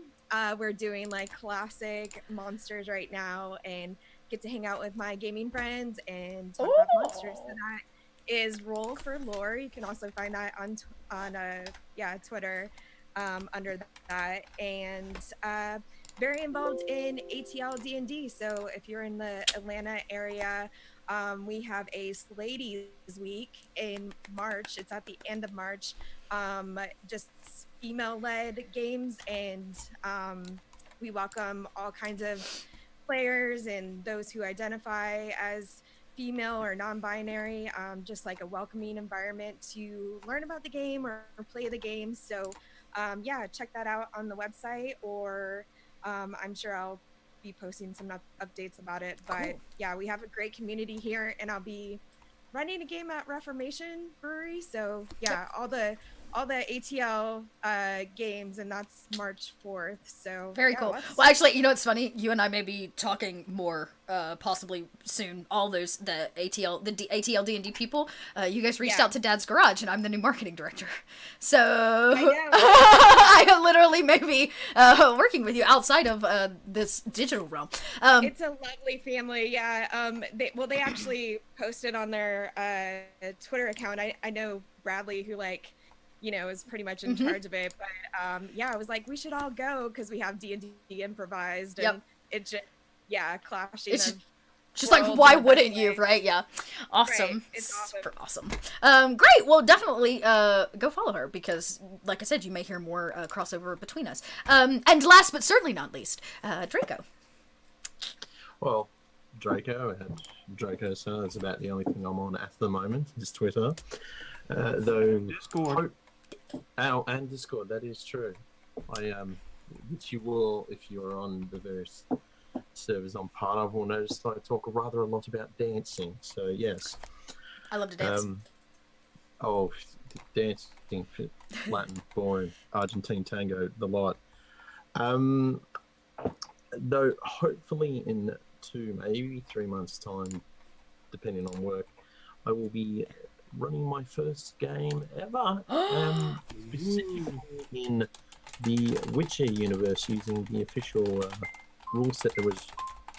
Just go crazy. Using the official rule set that was released last year, and I will be hopefully putting any information concerning that on the channel at the Discord. Yeah. At some point. So yeah, that's going to be interesting, and that will be hopefully open to anyone who would like to join and has a passion for the Witcher universe. Yes. We chatted about that. I've been trying to get myself a little bit. Everybody's like, you need to witch. And I was like, okay, cool, let me check out this Witcher thing. So I might be shouting it's praises soon. It can be a particularly dark world. So it's definitely going to be interesting. And it's got a lot of potential in it. So, yeah. Very cool. It's going to be a fun game, yeah. Yeah. All right, gang. And I am Little Red Dot. If you have tuned in to watch this, guess what? We're not done. We got another 3 hours of D&D right here. Instead of being a little homebrew kind of meta game like we just played here, I'm actually going to be running through a module by one of my absolute best friends, Rimfar, Rimley Productions. He does a lot of writing, and we're going to be running Porcupie's Emporium, which I'm so excited about. Should be a lot of fun. It's a very strange module, and I'm going to be showing off some of the art from it because I think his art style is chaotically beautiful. So I cannot wait to show you guys. But I have to bio because I'm actually really a human. I have to go be a human for a second. So I'm going to quick make some lunch. I'm going to get our new player settled and ready to go. I'm going to go bio. Thank you, Attractor. And we will be back here probably, I'm going to aim for about 18 after, 20 after. I'm going to set a countdown here. And we'll be back to continue this crazy little thing we're doing. Called D&D Sunday Funday. Look, you guys, I didn't even finish my mimosa in that game. What is this about? I was way too corporate. Just finish my mimosa. So I'm gonna have to come back and finish the mimosas. Until then, say bye, everybody, and we'll be back shortly. Bye. Bye. Thank you, Chelsea.